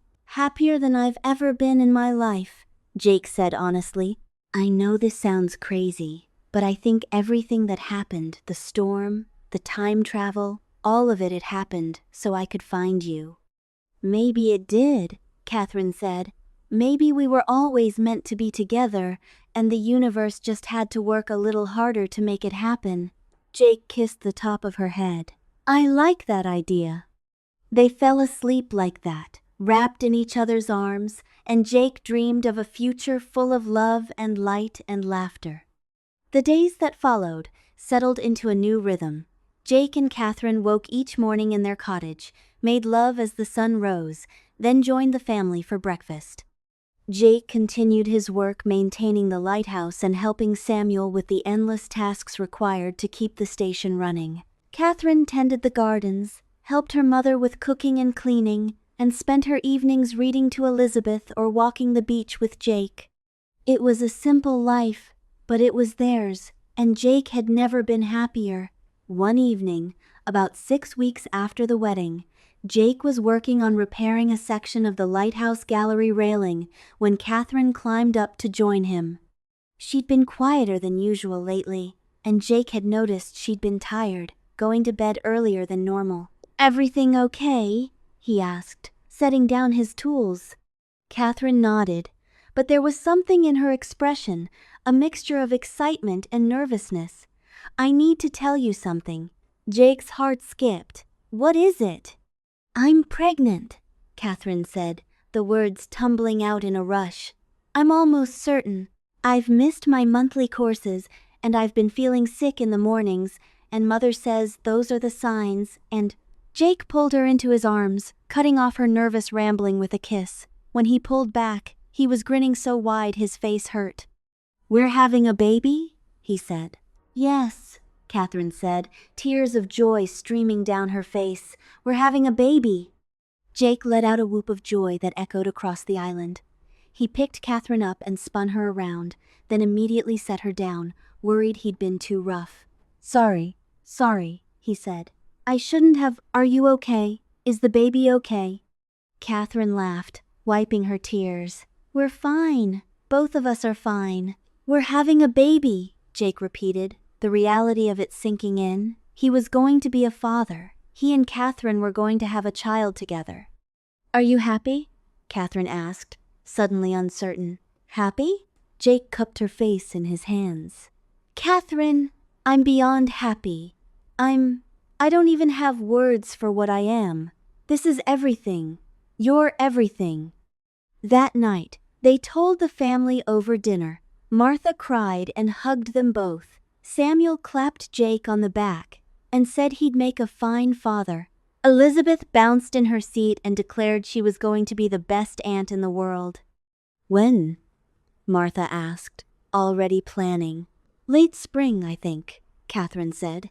"April or May." "We'll need to prepare," Martha said, her mind already working. "We'll need to make baby clothes and set up a cradle and—" "Mother," Catherine said, laughing, "we have time."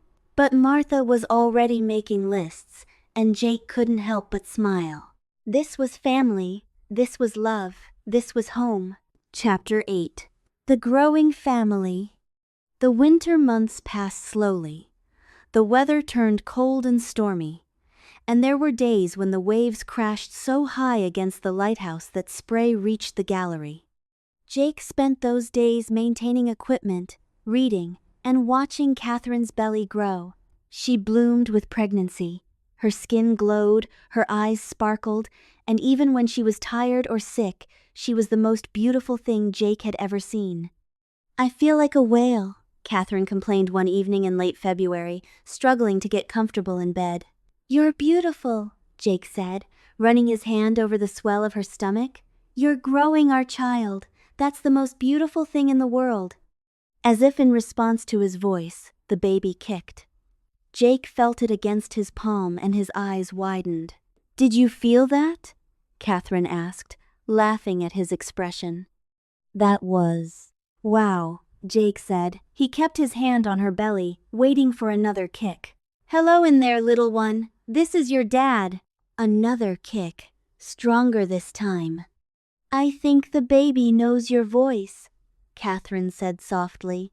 Jake leaned down and pressed a kiss to Catherine's stomach. "I can't wait to meet you," he whispered. "I'm going to love you so much. We both are." Catherine ran her fingers through Jake's hair, her expression tender. "You're going to be an amazing father." "I hope so," Jake said. "I want to give this child everything. Love, security, a good life." "You already are," Catherine said. "Just by being you." As winter gave way to spring, Catherine grew larger and more uncomfortable. She couldn't sleep well, her back ached constantly, and she was tired all the time. But she never complained, and Jake did everything he could to make her comfortable. He rubbed her feet every evening, brought her tea and snacks throughout the day, and held her when she cried from exhaustion and hormones. Martha helped too, sharing wisdom from her own pregnancies and assuring Catherine that everything she was feeling was normal. "It's hard," Martha said one afternoon, as she and Catherine sat shelling peas. "Growing a baby is the hardest work you'll ever do, but it's worth it. Every moment of pain, every sleepless night, it's all worth it when you hold that child in your arms." "I can't wait," Catherine said, one hand on her belly. "I'm tired and uncomfortable and I can't see my feet anymore, but I can't wait to meet this baby. Soon, Martha promised. Very soon. She was right. 2 weeks later, on a warm April morning, Catherine woke Jake before dawn. "Jake," she said, her voice tight with pain, "it's time." Jake was instantly awake, his heart pounding. "Are you sure?" "I'm sure," Catherine said, gripping his hand as another contraction hit. "Get Mother, please." Jake ran to the main house in his nightshirt, pounding on the door. Samuel answered, bleary-eyed and confused. "It's Catherine," Jake said. "The baby's coming." That woke everyone up. Martha threw on a robe and hurried to the cottage, taking charge immediately. She sent Samuel to boil water and gather clean linens, sent Elizabeth to stay with her father, and settled Catherine in bed. "You're doing fine," Martha said, examining Catherine. "The baby's positioned well. This might take a while, but everything looks good." Jake held Catherine's hand through the contractions, wiping her forehead with a cool cloth, murmuring encouragement. The hours passed slowly, the sun rising and climbing toward noon. Catherine was exhausted, her face pale and drawn, but she kept going, kept pushing when Martha told her to. "I can see the head," Martha said finally, her voice excited. "One more big push, Catherine! You can do this!" Catherine bore down, squeezing Jake's hand so hard he thought his bones might break, and then suddenly there was a cry high and thin, and absolutely perfect. "It's a girl," Martha said, tears streaming down her face. She wrapped the baby in a clean cloth and placed her on Catherine's chest. "You have a daughter." Jake stared at the tiny red-faced creature on his wife's chest and felt his entire world shift. She was so small, so perfect, with a shock of dark hair and tiny fists that waved in the air. "Hello, little one," Catherine whispered, tears of joy running down her face. "Hello, my darling girl." "She's beautiful," Jake said, his voice choked with emotion. "She's absolutely perfect." "Wait," Martha said suddenly, her hands on Catherine's belly. "Catherine, there's another one." "What?" Catherine and Jake said in unison. "Twins," Martha said, her eyes wide. "You're having twins." The next 20 minutes were a blur. Catherine, exhausted as she was, pushed again, and soon a second cry joined the first. Martha wrapped the second baby and held him up. "A boy," she said, laughing through her tears. "You have a son too." Jake couldn't speak. He couldn't breathe. He had a daughter and a son. Twins. He and Catherine had twins. Martha placed the boy next to his sister on Catherine's chest, and the two babies immediately quieted, as if comforted by each other's presence. "They're perfect," Catherine whispered, looking up at Jake with exhausted joy. "We made them. Can you believe it?" Jake leaned down and kissed her forehead, then each baby's head in turn. "I love you," he said. "All three of you. So much." Samuel came in then, followed by Elizabeth, and they all crowded around to see the new additions to the family. Elizabeth was enchanted, gently touching each baby's tiny hand. Samuel had tears in his eyes as he looked at his daughter and grandchildren. "What will you name them?" Martha asked. Catherine looked at Jake. They discussed names, but they'd only been expecting one baby. "Sarah," Catherine said, touching their daughter's cheek. "Sarah Marie." "And Thomas," Jake added, thinking of his lost deckhand, wanting to honor his memory. "Thomas Samuel, after both our fathers." "Sarah and Thomas," Catherine repeated. "Our babies." Jake sat on the edge of the bed, one arm around Catherine, looking down at his children, his family, his impossible, miraculous family. He'd lost everything in that storm, his old life, his time, his world. But he'd gained so much more. He'd gained love, purpose, belonging. He'd gained Catherine, and now, Sarah and Thomas. He'd gained everything that mattered. Chapter 9. Simple Happiness. The first months of parenthood were exhausting and wonderful in equal measure. Sarah and Thomas were good babies, but they were still babies. They needed to be fed every few hours. changed constantly, and held almost all the time. Jake and Catherine took turns walking the floor with crying infants in the middle of the night. They learned to change diapers with one hand while holding a second baby. They discovered that Sarah liked to be rocked while Thomas preferred to be walked. They figured out that Thomas was the calm one while Sarah was more demanding. "She's going to be a handful," Martha said one afternoon, watching Sarah fuss while Thomas slept peacefully. "That one has opinions." "She gets that from her mother," Jake said, grinning at Catherine. "And her stubbornness from her father," Catherine shot back, but she was smiling. The whole family helped. Martha was an experienced grandmother, showing Jake and Catherine tricks for soothing fussy babies and getting them to sleep. Elizabeth was a devoted aunt, always eager to hold the twins or sing to them. Samuel built a double cradle that rocked both babies at once, and he often took a turn walking with them when Jake and Catherine were too exhausted to function. As the months passed, the twins grew and changed. They started smiling, then laughing. They learned to roll over, then sit up. Sarah was always a little ahead of Thomas developmentally, but Thomas was more easygoing and content. "They're so different," Catherine marveled one evening as they watched the twins play on a blanket on the floor. Sarah was trying to crawl, frustrated that her body wouldn't cooperate, while Thomas was happy to lie on his back and study his own hands. "They're perfect," Jake said. "Both of them." He meant it. Every day with his children was a gift. Every smile, every laugh, every milestone, it was all precious beyond measure. Jake had never been particularly religious, but now he found himself praying every night, thanking God for his family and asking for the strength and wisdom to be the father his children deserved. By the time the twins were a year old, they were walking, or in Sarah's case, running. She was fearless, always exploring, always getting into things. Thomas was more cautious, preferring to observe before trying something new. "Sarah's going to give us gray hair," Jake said one afternoon after rescuing his daughter from trying to climb the lighthouse stairs. "Probably," Catherine agreed. She was pregnant again, just barely showing, and they were both hoping for a quieter child this time. But 3 months later, Catherine miscarried. She woke one morning with cramping and bleeding, and by evening, it was over.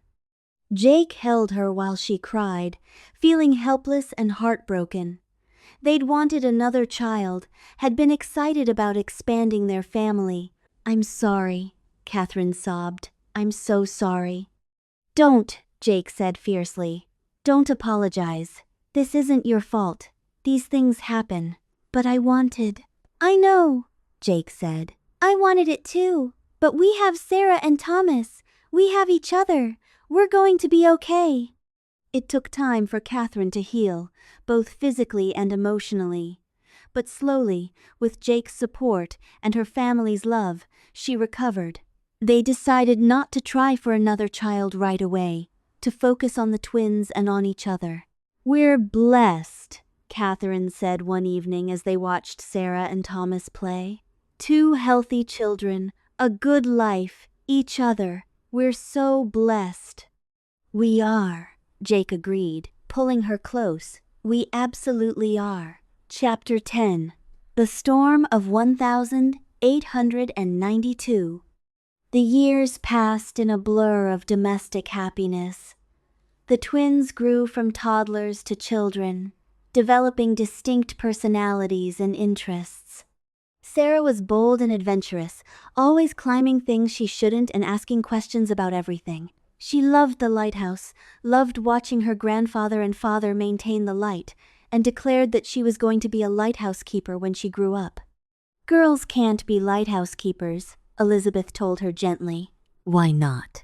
Sarah demanded, hands on her hips in a gesture so like Catherine that Jake had to hide his smile. "Because that's not how things are done," Elizabeth said. "Well, it should be," Sarah declared. "I'm going to change it." Thomas was quieter, more introspective. He loved books and learning, and he would sit for hours listening to his grandmother read or watching his mother tend the garden. He was gentle with animals and plants, and he had a gift for drawing that amazed everyone. "He's an artist," Catherine said proudly, watching Thomas sketch a picture of the lighthouse. "Look at the detail." "He's 4, Jake said, but he was proud too. His son had talent." The twins were inseparable despite their differences. They played together, slept in the same room, and seemed to have their own language that only they understood. When one was hurt or upset, the other felt it too. "They have a special bond," Martha said. "Twins often do." Jake watched his children grow and felt a contentment so deep it was almost painful. This was everything he'd ever wanted, everything he'd never known he needed. He'd been given a second chance at life, and he wasn't wasting a moment of it. By the time the twins were 5, life on Sand Island had settled into a comfortable routine. Jake had become an expert at lighthouse maintenance, and Samuel had officially made him assistant keeper. Catherine had expanded the gardens and was teaching Sarah and Thomas about plants and growing things. Martha and Elizabeth had their own rhythms, and the whole family worked together to keep the station running smoothly. They had visitors occasionally supply ships every few months, inspectors once a year, fishermen who stopped by for fresh water or to wait out storms. But mostly, it was just the family, isolated on their small island, living their quiet life. Jake sometimes thought about his old life, about the world he'd left behind. He wondered what had happened after he disappeared. Had anyone looked for him? Had they found Tommy's body? Did anyone mourn him? But those thoughts came less and less frequently. This was his life now. This was his world. Catherine, Sarah, Thomas, the lighthouse. This was everything that mattered. One evening in late summer, Jake and Catherine sat on the beach watching the sunset while the twins played in the shallow water nearby. Sarah was splashing and laughing while Thomas carefully examined shells. "Are you happy?" Catherine asked, leaning against Jake's shoulder. "Happier than I ever thought possible," Jake said honestly. "You, the kids, this life, it's everything." "No regrets?" Catherine asked. "About your old life, your old world?" Jake thought about it. Did he miss modern conveniences? Sometimes. Did he miss technology, medicine, the ease of 21st century life? Occasionally. But did he regret being here, with Catherine, with his children? "Not for a second," he said. "I'd choose this every time. I'd choose you every time." Catherine smiled and kissed him. "Good, because I'd choose you too." They sat in comfortable silence, watching their children play, watching the sun paint the sky in shades of orange and pink. The lighthouse stood behind them, its light not yet lit but ready to shine through the darkness. This was home. This was family. This was love. And Jake knew, with absolute certainty, that he was exactly where he was meant to be. Chapter 11. Torn Apart. The summer of 1892 was unusually hot and humid. The air hung heavy and still, and even the usual Gulf breeze seemed to have died. The twins, now 5 years old, were restless and cranky in the heat. "It's too hot to do anything," Sarah complained, fanning herself with her hand. "We could go swimming," Thomas suggested. "The water's too warm," Sarah said. "It's like bathwater." Jake understood their frustration. Even he, used to the Gulf climate, found the heat oppressive. The nights were the worst. The cottage stayed hot long after the sun went down, and he and Catherine often lay awake, too uncomfortable to sleep. "Something's coming," Samuel said one evening in late August. He was standing on the gallery, looking out at the Gulf. "I can feel it." Jake joined him, scanning the horizon. The sky was clear, the water calm, but there was something in the air, a tension, a waiting quality. "A storm?" Jake asked. "Maybe," Samuel said. "The barometer's been dropping all day, and the birds, have you noticed? They're all gone." Jake had noticed. The usual gulls and pelicans that circled the island were absent, and even the small songbirds that nested in the scrub vegetation had disappeared. "We should prepare," Jake said, "just in case." They spent the next day securing everything they could. They brought in loose equipment, reinforced the shutters on the buildings, and stocked up on fresh water and food. Martha and Catherine moved everything valuable to higher shelves and packed emergency bags. "You're scaring the children," Catherine said, as Jake checked the cottage for the third time. "I'd rather scare them than have us be unprepared," Jake said. He couldn't shake the feeling of unease that had settled over him. Something was wrong. Something was coming. That night the wind picked up. By morning, the sky had turned an ominous gray-green, and the waves were building. "Everyone into the main house," Samuel ordered. "Now." They gathered in the keeper's house, all 7 of them crowded into the sturdy structure that had weathered countless storms. Samuel kept checking the barometer, his expression growing more concerned with each reading. "It's still dropping," he said. "This is going to be bad." By noon, the storm hit in earnest. The wind howled like a living thing, and rain lashed the windows so hard Jake thought the glass might break. The waves crashed against the island with tremendous force, and spray reached all the way to the house.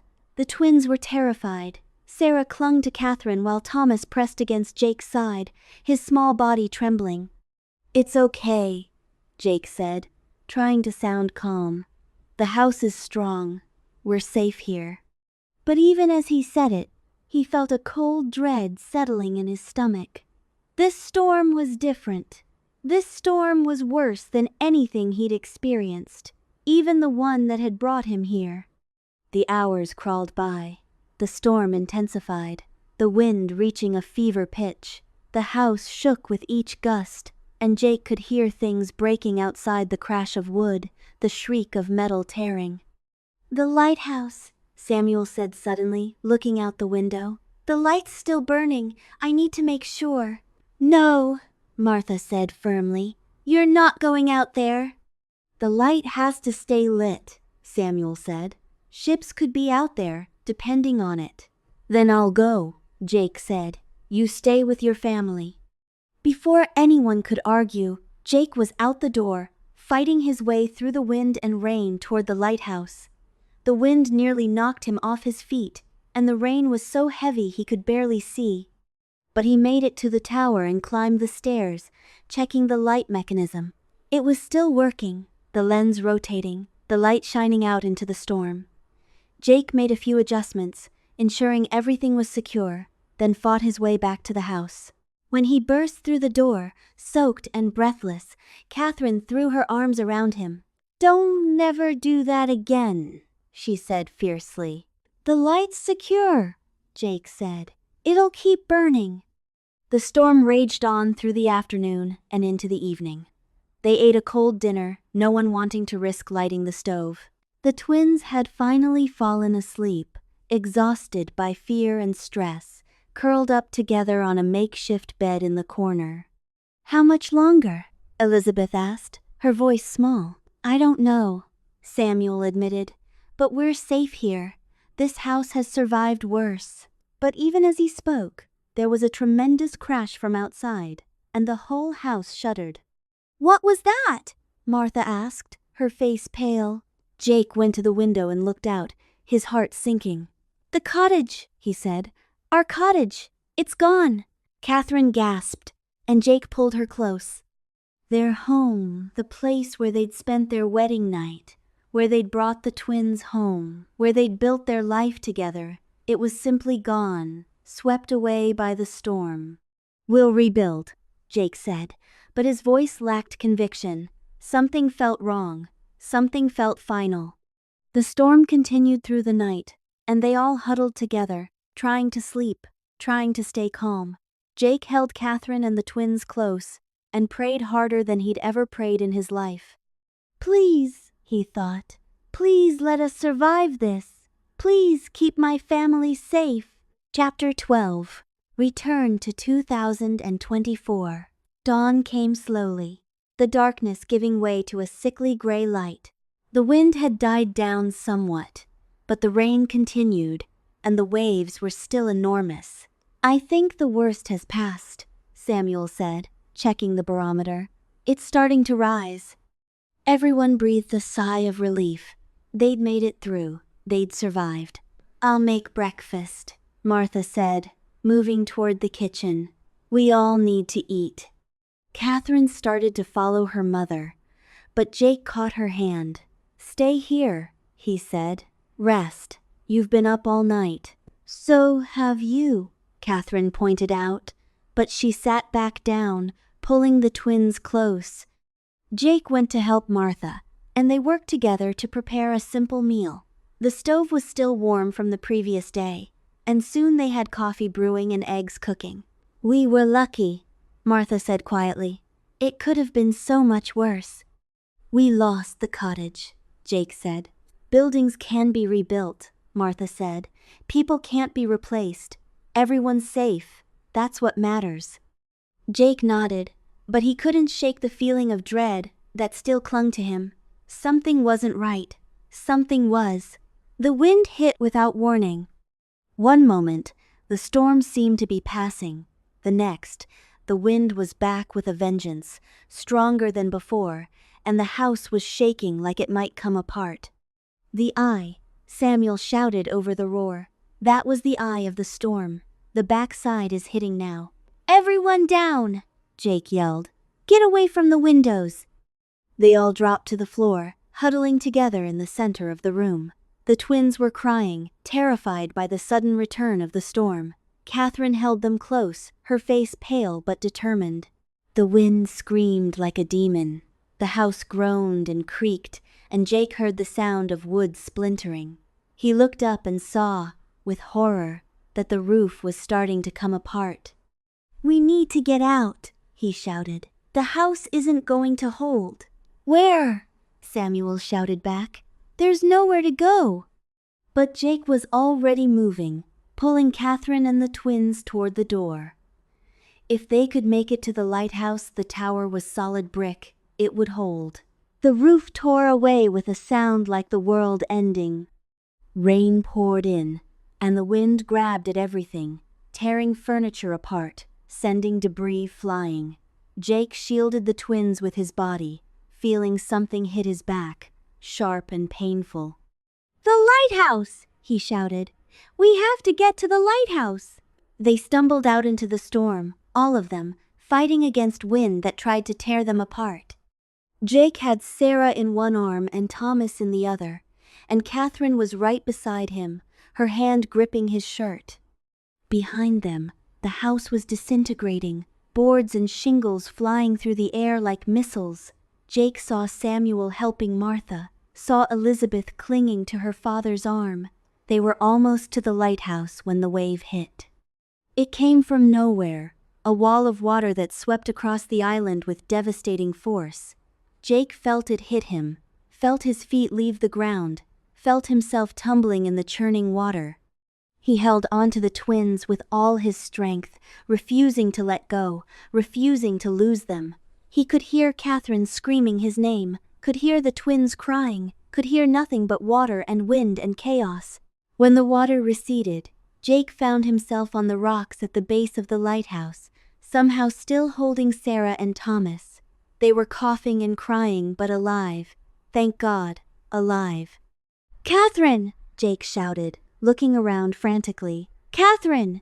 He saw her then, 20 feet away, struggling to stand. She was bleeding from a cut on her forehead, but she was alive. She was... Another wave hit.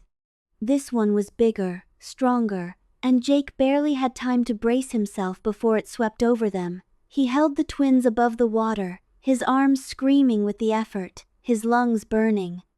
The water pulled at him, trying to drag him away from the lighthouse, away from the island. Jake fought against it, his feet scrabbling for purchase on the slippery rocks.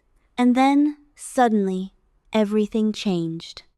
The water, the wind, the storm, it all seemed to pause, to hold its breath. Jake felt a strange pulling sensation, like the world was tilting, like reality was bending. "No," he thought desperately. "No, not now. Not like this. But he knew what was happening. He could feel it in his bones, in his soul. The same force that had brought him here was taking him back. Catherine! He screamed, looking for her, needing to see her one more time. He saw her on the beach, saw her reaching for him, her mouth open in a scream he couldn't hear. Behind her, the lighthouse was different. It was old, crumbling, the paint peeling, the gallery rusted, the keeper's house was gone, the cottage was gone. Everything was gone except the tower itself, and even that looked like it might collapse at any moment. No, Jake whispered. No, please, no. But the pulling sensation was getting stronger, and the world was fading, and the last thing Jake saw before everything went white was Catherine's face, beautiful and heartbroken, reaching for him across time. Chapter 13. Lost in time. Jake came back to consciousness slowly, his body aching, his lungs burning. He was lying on rocks, and he could hear voices, and someone was touching him, checking him. Sir, can you hear me? We've got 2 children here, both alive. Sir, can you tell me your name? Jake opened his eyes and saw a young man in a Coast Guard uniform leaning over him. Behind him, the sky was gray but clearing, and in the distance, Jake could see a boat. My children, Jake croaked. Sarah and Thomas, are they? They're okay, the Coast Guard officer said. Scared and cold, but okay. What about you? Are you injured? Jake tried to sit up and immediately regretted it. His back was on fire and his head was pounding, but he was alive. He and the twins were alive. What happened? The officer asked. We got a report of someone stranded on Sand Island. How did you get out here? Jake looked around, trying to orient himself. He was on Sand Island, but it was different. The lighthouse was old and abandoned, the paint peeling, the windows broken. There was no keeper's house, no cottage, no gardens, just rocks and scrub vegetation and the decaying tower. The storm, Jake said. There was a storm. Yeah, we had some rough weather last night, the officer said. But nothing too serious. Certainly nothing that would explain how you and 2 kids ended up stranded out here. Last night. Not days. Not the catastrophic hurricane of 1892. Just a storm last night. Jake felt his heart break all over again. He was back. He was back in 2024, and Catherine was gone. His wife, his love, his everything, she was gone, lost in the past, and he would never see her again. Sir? The officer said, concerned. Are you okay? You're crying. Jake hadn't realized he was. He wiped his face with a shaking hand and looked over at his children. Sarah and Thomas were wrapped in blankets, being checked over by another Coast Guard officer. They looked terrified and confused, but they were alive. I need to be with my kids, Jake said, trying to stand. The officer helped him up, and Jake stumbled over to the twins. They saw him and immediately reached for him, and Jake gathered them into his arms, holding them close. Daddy, Sarah sobbed. Where's Mama? Where's Grandma and Grandpa? I don't know, baby, Jake said, his voice breaking. I don't know. But he did know. They were gone. They were in 1892, and he was in 2024. And there was no way back. They were taken to the Coast Guard station on Dauphin Island. Jake and the twins were examined by a doctor, treated for minor injuries and hypothermia, and given dry clothes. The whole time, Jake felt like he was moving through a dream, like none of this was real. Mr. Mercer, a Coast Guard officer said, sitting down across from him. I need to ask you some questions. How did you and your children end up on Sand Island? Jake looked at the man, at his modern uniform and his tablet computer and his concerned expression, and knew he couldn't tell the truth. Who would believe him? I don't remember, Jake said. The storm. Everything's confused. Do you have family we can call? The officer asked. Someone who can come get you? Jake shook his head. His parents were dead. He had no siblings. His friends from his old life, they probably thought he was dead. It had been 5 years since he'd disappeared in that storm. 5 years. He'd lived 5 years in the past, had married and had children and built a life. But here, in 2024, only a day had passed since he'd gone out shrimping with Tommy. "I need to make some calls," Jake said. "Figure things out." "Of course," the officer said. "Take your time." But Jake didn't have time. He had 2 5-year-old children who didn't understand what had happened, who were asking for their mother and grandparents, who were scared and confused. He had to figure out how to explain the unexplainable. He had to figure out how to live in a world without Catherine. Chapter 14. Rebuilding in a Strange World. The first few weeks were a nightmare. Jake had to prove he was who he said he was, which was complicated by the fact that he'd been declared dead after disappearing in the storm 5 years ago. He had to get new identification, re-establish his existence, and somehow explain where he'd been and where his children had come from. He told a carefully constructed lie. He'd survived the storm, had amnesia, had been living in a small town in Texas, had met a woman and had children with her, and she'd recently died in a car accident. It was thin and full of holes, but with some help from a sympathetic social worker and a lawyer, he managed to get the paperwork sorted out. The twins were registered as Sarah and Thomas Mercer, born in Texas, mother deceased. Jake got them birth certificates and social security numbers and all the other documentation they needed to exist in the modern world. But the paperwork was the easy part. The hard part was helping Sarah and Thomas adjust to a world they didn't understand. They'd grown up in 1887 with oil lamps and wood stoves and no electricity. Now they were in 2024, surrounded by cars and computers and televisions. Everything terrified them. The sound of traffic, the bright lights, the constant noise. Sarah had nightmares every night, and Thomas barely spoke, just clung to Jake and stared at everything with wide, frightened eyes. "It's okay," Jake told them over and over. "I know it's scary. I know it's different. But we're together. We're safe. I'm going to take care of you."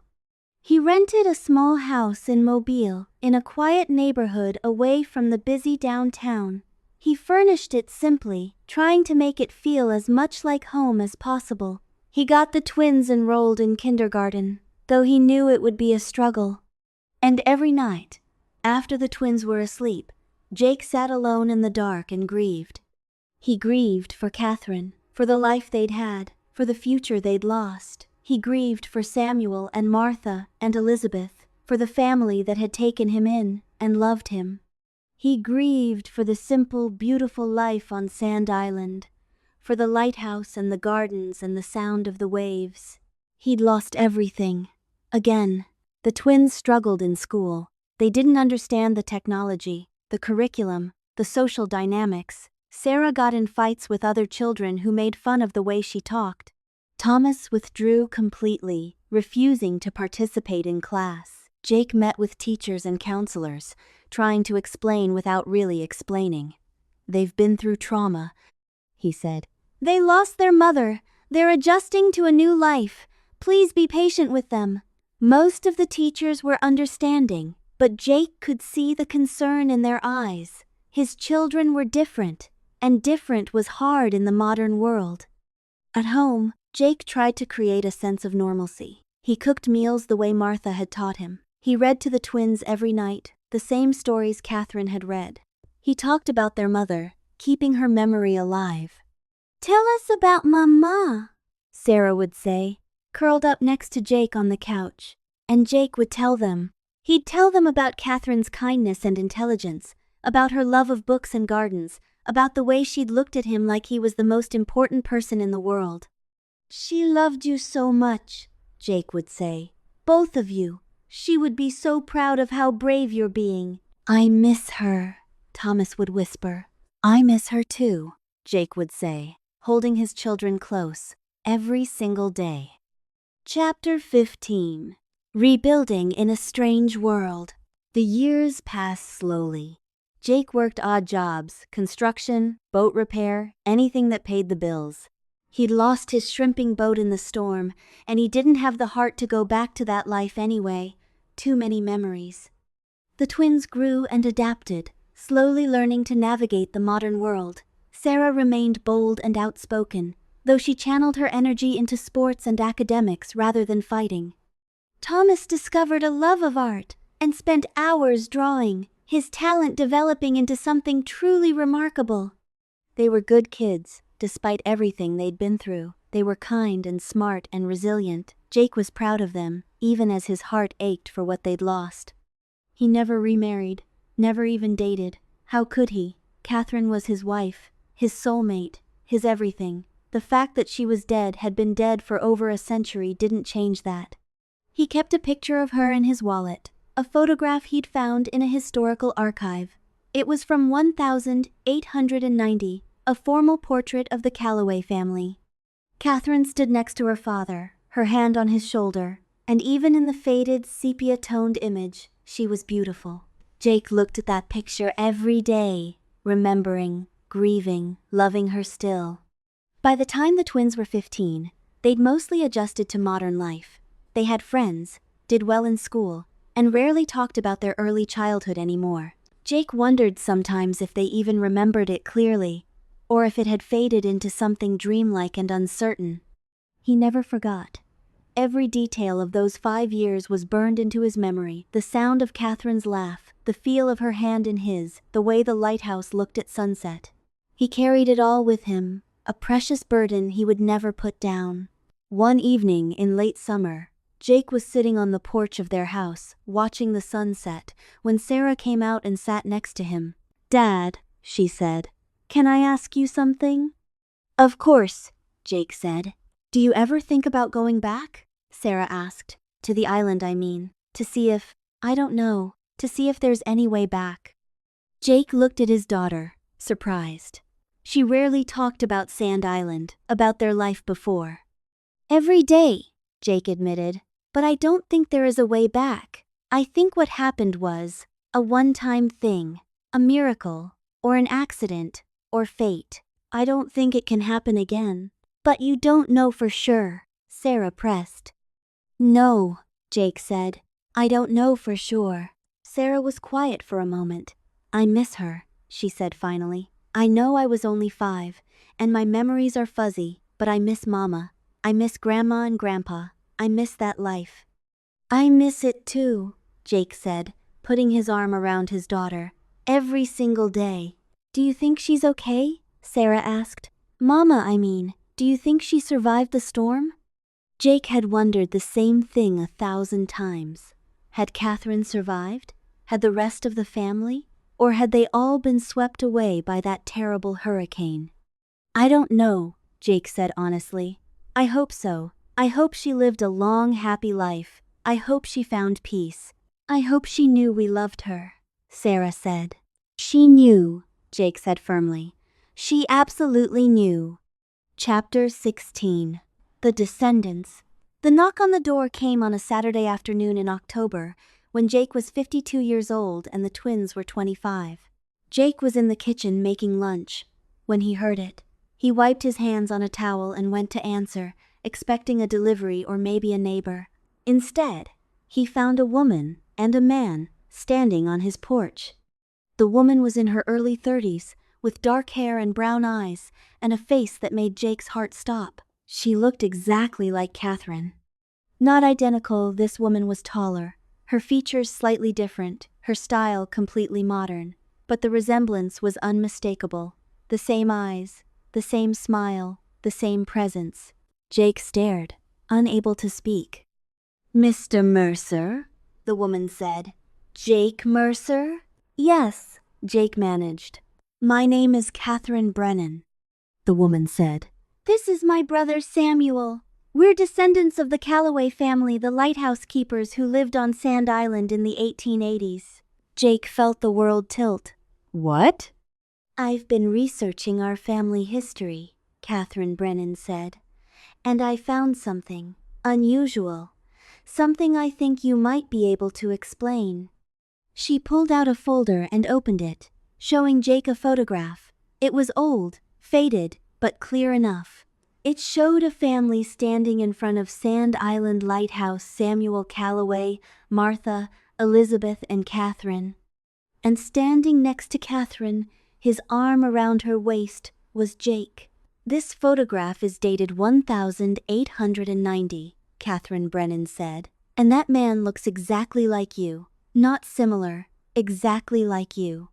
Jake stared at the photograph, his heart pounding. It was him. It was absolutely him, standing with his wife and his family, frozen in time. "I found other records too," Catherine Brennan continued. "Marriage records showing that Catherine Calloway married a Jacob Mercer in December 1887. Birth records for twins Sarah Marie and Thomas Samuel Mercer, born in April 1888. And then she pulled out another document, a death certificate for Catherine Calloway Mercer. She died in the hurricane of 1892 along with her parents and sister. The only survivors were her husband and children, who disappeared after the storm and were never found." Jake felt tears streaming down his face. Catherine had died. She'd died in that storm, just as he'd feared. But she'd survived long enough to be recorded, long enough to be remembered. "Mr. Mercer," Catherine Brennan said gently, "I know this sounds crazy, but I have to ask, is that you in the photograph? Were you there?" Jake looked at this woman who bore his wife's name and face, at her brother who shared Samuel's features, and knew he had to tell the truth. "Yes," he said, "that's me. I was there." They sat in Jake's living room, and Jake told them everything. He told them about the storm in 2024, about waking up in 1887, about meeting the Calloway family. He told them about falling in love with Catherine, about their wedding, about the birth of the twins. He told them about the 5 years of happiness, about the hurricane, about being pulled back through time. Catherine Brennan and her brother listened without interrupting, their expressions moving from skepticism to wonder to belief. "I know it sounds insane," Jake said. "I know you have no reason to believe me, but it's the truth. I lived in 1887. I married your great-great-grandmother, and I lost her in that storm." "I believe you," Catherine Brennan said softly. "I don't know how or why, but I believe you." "So do I," Samuel Brennan added. "It explains too much. The photograph, the records, the fact that Jacob Mercer and his children disappeared without a trace." "Can I ask you something?" Catherine Brennan said. "What was she like? My great-great-grandmother?" Jake smiled through his tears. "She was amazing, kind, intelligent, brave. She loved books and gardens and the lighthouse. She was the best person I've ever known." "Did she love you?" Catherine Brennan asked. "Yes," Jake said. "She loved me, and I loved her. I still love her." Catherine Brennan reached out and took Jake's hand. "I'm so sorry," she said. "I'm sorry you lost her. I'm sorry you've been carrying this alone for so long." "I had the twins," Jake said. "They kept me going." "Can we meet them?" Samuel Brennan asked. "Your children." "They're at work," Jake said. "But yes, I'd like you to meet them. They should know about their mother's family." Chapter 17. Connections across time. Over the following weeks, Jake and the Brennans spent hours together. Catherine and Samuel shared what they'd learned about the Calloway family history, and Jake filled in the gaps with his first-hand knowledge. He learned that the lighthouse had been decommissioned in 1906 after erosion made the island uninhabitable. The tower had stood empty for decades before being partially restored in the 1960s. It was now a historical landmark, though it was still in poor condition. "We're trying to raise money for a full restoration," Catherine Brennan said, "to preserve it as a memorial to the lighthouse keepers who served there." "I'd like to help," Jake said. "If I can." "We'd be honored," Catherine said. Jake also learned about Catherine Calloway's life after his disappearance. According to family records, she'd been devastated by the loss of her husband and children, believing they'd died in the storm. She'd never remarried, had lived with distant relatives on the mainland, and had died in 1920 at the age of 54. "She never forgot you," Catherine Brennan said, showing Jake a diary entry. "Look." Jake read the faded handwriting, his vision blurring with tears. "I saw him again today, in my dreams. Jacob, my beloved husband, holding our children. I know they are gone, taken by the storm, but in my dreams they are alive and happy. I will see them again someday, when I cross over. Until then, I carry them in my heart." "She loved you until the end," Catherine Brennan said softly. "And I loved her," Jake said. "I never stopped." Sarah and Thomas were amazed to meet the Brennans. They'd grown up knowing their mother's family only through their father's stories, and now here were actual descendants, living proof that the Calloways had existed. "You look just like Mama," Sarah said to Catherine Brennan, tears in her eyes. "I'll take that as a compliment," Catherine said, smiling. "From everything your father has told me, she was an extraordinary woman." "She was," Thomas said quietly. "I wish we'd had more time with her." "I wish you had too," Catherine Brennan said. Over dinner that night, the two families, separated by time but connected by blood and love, shared stories and laughter. Jake watched his children talking with the Brennans and felt something he hadn't felt in years. Hope. Not hope that he'd see Catherine again, he knew that was impossible. But hope that her memory would live on, that her descendants would know her story, that the love they'd shared wouldn't be forgotten. A few weeks later, Catherine Brennan invited Jake to visit Sand Island with her. They took a boat out from Dauphin Island, and as they approached the small strip of sand and rocks, Jake felt his heart clench. The island was smaller than he remembered, eroded by decades of storms and rising seas. The lighthouse stood alone, its paint peeling, its windows broken, but still standing. "It's scheduled for restoration next year," Catherine said as they walked around the tower. "We've raised enough money to stabilize it and repair the worst damage." Jake ran his hand over the brick, remembering when it had been pristine and white, when the light had burned every night, when his family had lived here. "Can we go inside?" he asked. "Of course," Catherine said. They climbed the spiral stairs, and Jake remembered climbing them with Samuel, with Catherine, with his children. At the top, they stepped out onto the gallery, and Jake looked out at the gulf. "This is where I proposed," Jake said. "Right here, on this gallery.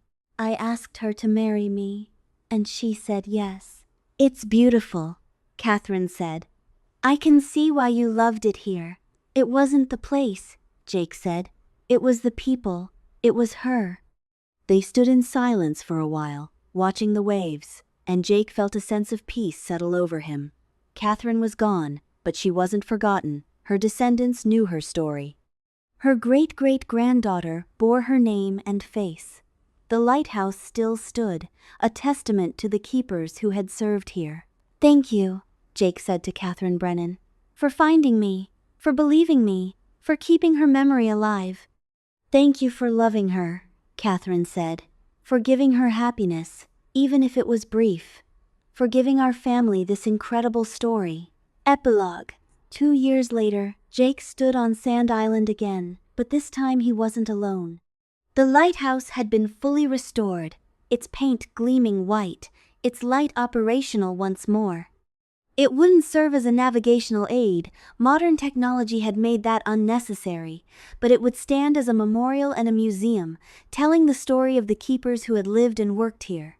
Sarah and Thomas were with him, along with Catherine and Samuel Brennan, and dozens of other people, descendants of the Calloway family, historians, lighthouse enthusiasts, and curious visitors. Inside the lighthouse, there was now a small museum. It featured photographs of the Calloway family, artifacts from the 1880s, and a detailed history of the station. And prominently displayed was the photograph from 1890 Samuel, Martha, Elizabeth, Catherine, and Jake, standing together as a family. Below it was a plaque, in memory of the Calloway family, lighthouse keepers of Sand Island from 1885 to 1892. Samuel Calloway, Martha Calloway, Elizabeth Calloway, and Catherine Calloway Mercer gave their lives in service during the hurricane of 1892. They are remembered for their dedication, courage, and love. Also remembered, Jacob Mercer and his children, Sarah and Thomas, who survived the storm but were lost to history. May they have found peace. Jake read the plaque with tears in his eyes. They hadn't been lost to history. They were here. They were remembered. "Are you okay, Dad?" Sarah asked, taking his hand. "I'm okay," Jake said. "I'm more than okay." Catherine Brennan came over and stood next to him. "We did it," she said. "We saved the lighthouse. We preserved their story." "Our story," Jake corrected gently. "It's our story too." "Yes," Catherine agreed. "It is." As the sun began to set, painting the sky in shades of orange and pink, the lighthouse light came on. It swept across the water, bright and steady, just as it had done over a century ago. Jake watched it and thought of Catherine, his Catherine, and knew that somehow, somewhere, she was watching too. He'd lost her, but he'd never stopped loving her. He'd raised their children, preserved her memory, and ensured that the lighthouse she'd loved would stand for generations to come. It wasn't the ending he'd wanted, but it was an ending he could live with. And as he stood there, surrounded by family, both the one he'd made and the one he'd found, Jake felt something he hadn't felt in years. He felt complete. That night, after the ceremony and the celebration, Jake returned to his hotel room and found an envelope that had been slipped under his door. Inside was a letter, written in elegant handwriting on old yellowed paper. Jake's hands shook as he unfolded it and began to read. "My dearest Jacob, if you are reading this, then my hope has been realized. I have left this letter with instructions that it be kept by my family and given to you if you should ever return. I know you did not leave me willingly. I know the storm took you, just as it took my parents and sister, but I also know, in my heart, that you are alive somewhere, somewhen. I felt it in that moment, when the water pulled you away. I felt the world shift, and I knew you were going somewhere I could not follow. I want you to know that I survived. I was injured, but I lived, and I have spent every day since then loving you and missing you, and hoping that you and our children are safe and happy. I know I will never see you again in this life, but I believe with all my heart that we will meet again someday, in whatever comes after. And when we do, I will run into your arms and never let you go. Until then, my love, live fully and completely. Raise our children with love. Find joy where you can. And know that I am with you always, in your heart, in your memories, in the love we shared. You were the greatest gift of my life, Jacob Mercer. Thank you for loving me. Thank you for our children. Thank you for the 5 most beautiful years I could have imagined. I love you. I will always love you. Forever yours, Catherine." Jake read the letter 3 times, tears streaming down his face. She'd known. Somehow, she'd known he'd survived, that he'd gone somewhere else. And she'd left him this message, this final gift of love. He held the letter to his chest and closed his eyes, and for just a moment, he could feel her presence, her love, her spirit.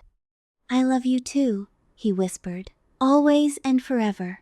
The next morning, Jake woke to sunlight streaming through the window and a sense of peace he hadn't felt in years. He got dressed and went downstairs, where he found Catherine Brennan having breakfast in the hotel restaurant. "Good morning," she said, smiling. "Sleep well?" "Better than I have in a long time," Jake said honestly. "I'm glad," Catherine said.